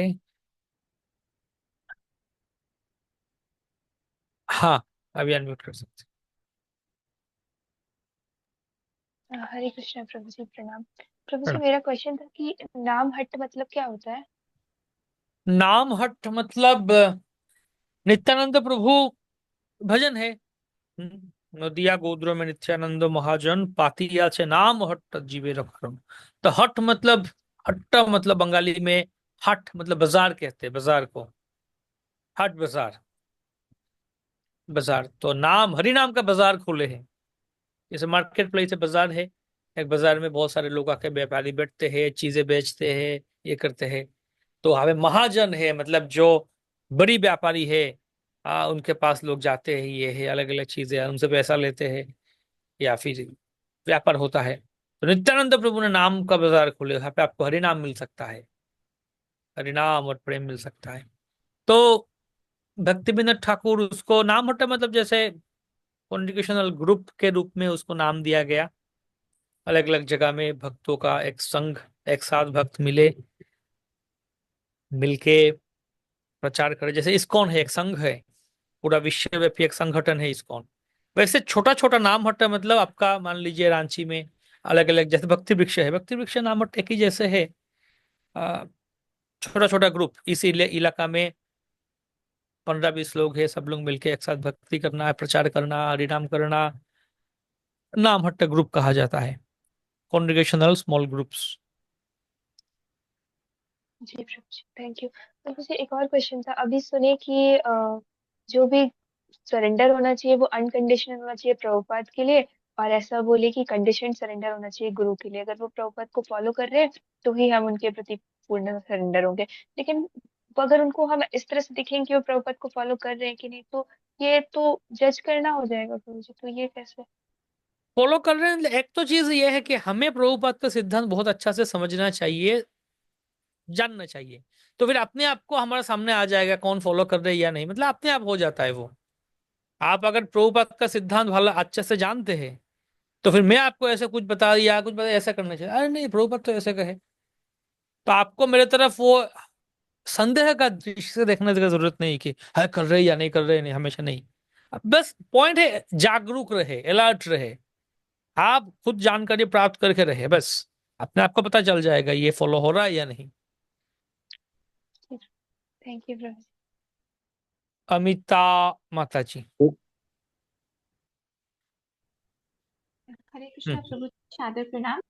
प्रभु जी, मेरा प्रश्न ये है कि अभी आपने बताया कि हमें इस्कॉन के बाहर कुछ भी नहीं श्रवण करना चाहिए, परंतु जब हम घर जाते हैं या कोई सेरेमनी वगैरह होता है, जैसे डेथ सेरेमनी होता है, तो उसमें जो घर के पुरोहित आते हैं वो हमको गरुड़ पुराण सुनाते हैं, या फिर घर में ही सत्यनारायण भगवान का कथा होता है, तो क्या वो हम श्रवण कर सकते हैं हम्म, फैमिली के साथ? नहीं एक्चुअली हमें उस दृष्टि से नहीं श्रवण करना चाहिए, क्योंकि हमें हमारा परंपरा से ही शिक्षा लेना चाहिए। लेकिन ऐसे माहौल, ऐसे परिस्थिति अगर हो, पहले तो ऐसा स्थिति को कैसे अवॉइड किया जाए देखना चाहिए। ऐसा परिस्थिति में नहीं नहीं होना चाहिए, अवॉइड करना चाहिए। लेकिन कभी कभी हो सकता है, हाँ मजबूरी है, फैमिली का कुछ है, बाकी लोग भक्त नहीं है, उनको उनका मान्यता देना है, तो ठीक है। लेकिन पॉइंट है, क्यों समस्या क्या है कि इस्कॉन के बाहर या परंपरा के बाहर अगर हम कुछ सुनेंगे, हम भ्रमित हो जाने का ये चांसेस ज्यादा है। मतलब यहाँ पे ये कहा गया, वहां पे वो कहा गया, तो इसलिए कभी कभी सुनना भी पड़े हमें ऐसे। तो हमें हमारा जो सिद्धांत इतना अच्छा से समझना चाहिए, प्रभुपाद का सिद्धांत, ताकि कुछ भी हमें भ्रमित ना कर पाए। ठीक है। तो वैसा सिचुएशन जो बताए वो तो कभी कभार आ सकता है, इमरजेंसी आ सकता है, लेकिन आप रेगुलरली प्रभुपाद का किताब पढ़िए और सुनिए। कोर्सेस ऐसे जैसे डिसाइपल कोर्स कर रहे हैं अभी, ऐसे भक्ति शास्त्री कोर्स, भक्ति वैभव कोर्स, सिस्टमेटिक कोर्सेस ऑर्गेनाइज किया गया है, ताकि शास्त्र को और अच्छे तरीके से पढ़े। जी प्रभु। रेणु कुमारी माता जी। हरे कृष्ण प्रभु, प्रणाम। प्रभु, मेरा क्वेश्चन ऋत्विकवाद से था। जैसे ऋत्विकवाद जो है वो प्रभुपाद को जो उनके इंस्ट्रक्शन है उसको फॉलो नहीं करते, बट अगर वो चैंटिंग जो है सिंसियरली कर रहे हैं, तो क्या उसका इफेक्ट नहीं हो सकता कि वो इरेडिकेट हो और छोड़ के ज्वाइन कर सके इस्कॉन को? बहुत हो रहा है, बहुत ऐसे ऋत्विक छोड़ के आके इस्कॉन में आ रहे, वापस आ रहा है, ना कि यहाँ फिर से दीक्षा ले रहे हैं, ऐसे बहुत मैं भी जानता हूँ। आ रहे हैं छोड़ के, तो जो तो आ रहे अच्छा है, लेकिन जो नहीं आ रहे उधर कंटिन्यू कर रहे, तो वो तो अपराध कर रहे हैं बैठ के। तो गुरु अपराध करने के बाद भी अगर सिंसियरली चैंटिंग कर रहे हैं तो उसका इफेक्ट होता है क्या? अगर कोई सिंसियर हो, अगर भटक गया हो, मतलब वो इनोसेंट हो, उसको पता नहीं है कुछ, तो भगवान गाइड करते हैं, उसको मौका देते हैं लौट के आने के लिए। लेकिन कोई जानबूझ के करता हो, खास करके गुरु का निंदा करता हो, तो उसका तो अपराध है ही, लग ही जाता है। भगवान मौका देते हैं सबको, ठीक, सुविधा थैंक है यू। सबके लिए। अभी जीवात्मा का, जीव का कब क्या मर्जी होगा वो जीव के ऊपर, स्वतंत्र इच्छा तो दे दिया भगवान ने, अभी किसका क्या मर्जी होगा। थैंक यू प्रभु। अरे हाँ, डॉली कश्यप माता जी। हरे कृष्णा प्रभु। आपने बताया कि जो ऋत्विक तत्व में जब दीक्षा होता है तो जो भी उनका सिन होता है वो गुरु उनका ले लेते हैं, मुक्त कर देते हैं। तो क्या ये सिस्टम प्रभुपाद के टाइम पे भी था? कौन सा? ये जो सिन होता है उनको मुक्त कर दिया जाता है, उनके जो गुरु होते हैं वो ले लेते हैं। ये तो शास्त्र के अनुसार ही नियम है ना। शास्त्र में ही कहा गया दीक्षा के समय गुरु जो है वो शिष्य का सारे पाप या कर्म लेते हैं, लेकिन मतलब पूर्व कर्म, पहले पहले जो पाप किया, कर्म किया, उसका फल गुरु ले लेते हैं। लेकिन कौन सा शर्त है कि आगे चल के ऐसा नहीं करना चाहिए, और आगे भी चल के अगर ऐसे करेंगे तो फिर तो नहीं होगा ना, वो तो आ जाएगा फिर। लेकिन ऋत्विक गुरु ऐसा नहीं करते। तो प्रभु ये प्रभुपाद के टाइम पे भी था जब ऋत्विक तत्व था तो? हाँ प्रभुपद, ये तो शास्त्र का नियम है, तो हर हमेशा शुरुआत से ही, सृष्टि का शुरुआत से ये एक दीक्षा मतलब यही है कि दीक्षा गुरु शिष्यों के पाप स्वीकार करते हैं।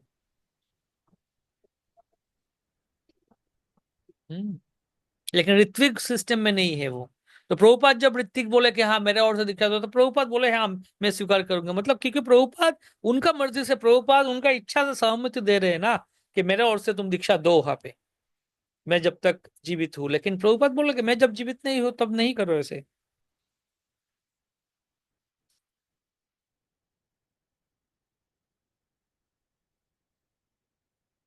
ठीक है,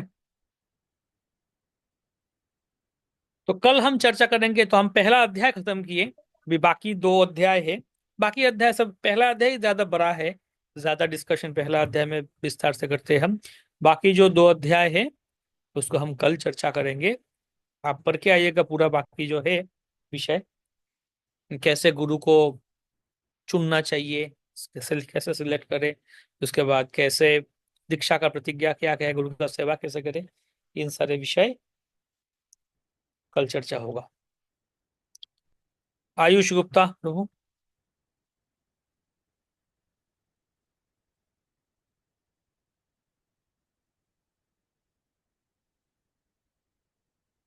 हरि बोल।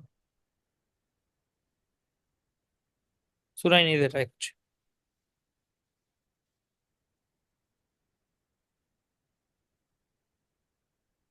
हरे कृष्णा प्रभु जी।